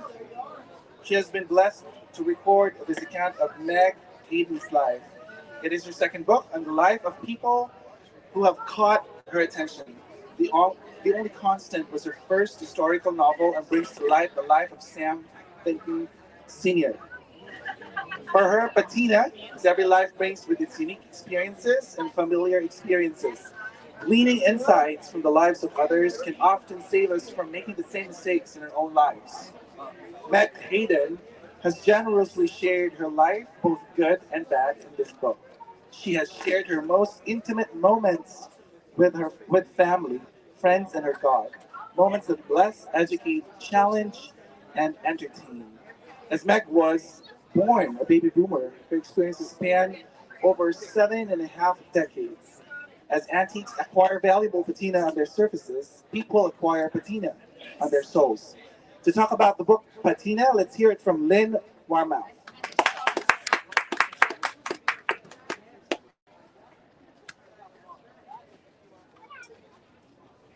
Hi, I'm Lynn. I wasn't really planning on this, but since I'm here, I can encourage to do this. As he said, the book Patina covers 7.5 decades. It's about Meg Hayden, who secretly is myself. But when an original publisher said you have to change every name, even the name of your dog, which they made me change 3 times, I thought if everybody else's name in the book has to be changed, then so does mine. So I became Meg Hayden. My children chose their own names. My husband chose his own name. The book started back in about 93 when I started recording cute little stories from my childhood. I was in a writer's group, and they said, don't put those in magazines. Hold on to them and keep writing. You're going to have a book. So I did that, and then I went to a writer's conference, and I met some people, and they encouraged me as well. At the time, I was pastor's wife, and we were in a church battle that was very hurtful. Very, very hurtful. And my husband and I decided rather than allow disruptors to split the church, we would resign and look for God's new assignment. Well, that's when my book was being written, and I decided I can't write about this. It's too bitter, and I won't put bitterness down in writing. And about a week later, I was awakened in the middle of the night, and my God said to me, what do you mean? You have so much to share. And he filled my mind with stories from my childhood of blessings that just washed the bitterness away. And I couldn't go back to sleep until I got up and put them down. So I'm what you call a binge writer, not a career writer. But I would be up for 48 hours, however long. My husband would bring me food and water, and I couldn't leave the computer until everything was recorded. And the stories grew and grew and grew. So for 25 years, the book has been continuing. An editor at a book conference, I gave him a copy of the manuscript. He read it on the plane. He called me and he said, I read every word. Keep doing it. He gave me some pointers, which were very good. When he left the company that he was with and went to a new company, I sent an expanded edition to him. And he said, I'm a junior editor now, I'm not a senior editor. Please send your book to 6 different places he gave me to send it to. which I did. And I got back 5 lovely refusals, and that was fine. The 6th one didn't come, and it didn't come, and it didn't come. Finally, a year later, I got an apology note from a company in Canada, and they said, I'm sorry I kept you up so long, but I couldn't release it until I made every one of my staff read it. We can't print your book, but we so enjoyed it. Keep looking for a publisher. So it's been 25 years in the making. I finally decided the Lord doesn't want me just to keep writing. He wants me to get it out there, so that's what I've done. It's a devotional. Each story ties into Scripture of how the Lord's promise in Scripture is fulfilled in the things that He's teaching me throughout life. It started out Journey of a Pastor's Wife, but by the time I got it to where I could publish it, that title had already been used. And Patina came to me in the night. Patina on an antique. So that's what the book got titled, Patina. Character etched onto one's soul. You may find yourself in there. You might learn some things that the Lord has taught me that He hasn't taught you yet. You can live through me. I hope that's the case. The other book was mentioned. It's on the back of my bookmark. And I hope you enjoy reading the book. And if you want to know where you can find me, in the book. I'm not a career author, so I don't have a website or anything like that. But I think you'll laugh and you'll cry and maybe experience what it's like to be a pastor's wife. Thank you. All right, a round of applause. Thank you so much, Lynn. Very interesting story about Patina. Right, we're down to the last author before we take our lunch break. Another interesting story. By the way, we're still going to be live. The phone is going to be just here at the booth. But the speaking engagement will resume after a lunch break. So at 1 p.m. So be here at least 12:30, 12:45. Be here earlier. And then we're going to have a sheet where you can put your name on cue. Okay? So we know who's going to go first and who's going to go next. But at this juncture, definitely not the least. And we're saving the best for last in the morning. So let's hear it for the author of the book, Anthony's Return from Hell. Anthony is in hell for crimes he committed in his first book, The Taco Shack Killer. God pulls him out of the hell and give him a chance to redeem himself by giving him superpowers and forcing him to save the world from a band of psychos, led by a demented girl. In this book, he meets up with characters from the original book, and they help him save the world. The author has 2 books published, The Taco Shack Killer and Anthony's Return from Hell. And he's going to be talking about the second book, Anthony's Return from Hell. Let's hear it from Anthony himself, Anthony Page. Hello. So I started out with The Taco Shack Killer when I was 26, and it took me 8 years to write because there was a lot of bad things going on in that book. But Anthony's Return from Hell, I was trying to make it a more likable character, make the killer a more likable character. So I had God pull him out of hell and give him superpowers and force him to save the world, thus redeeming himself in God's eyes. And then he gets the option of either going to heaven or starting a new life afterwards. And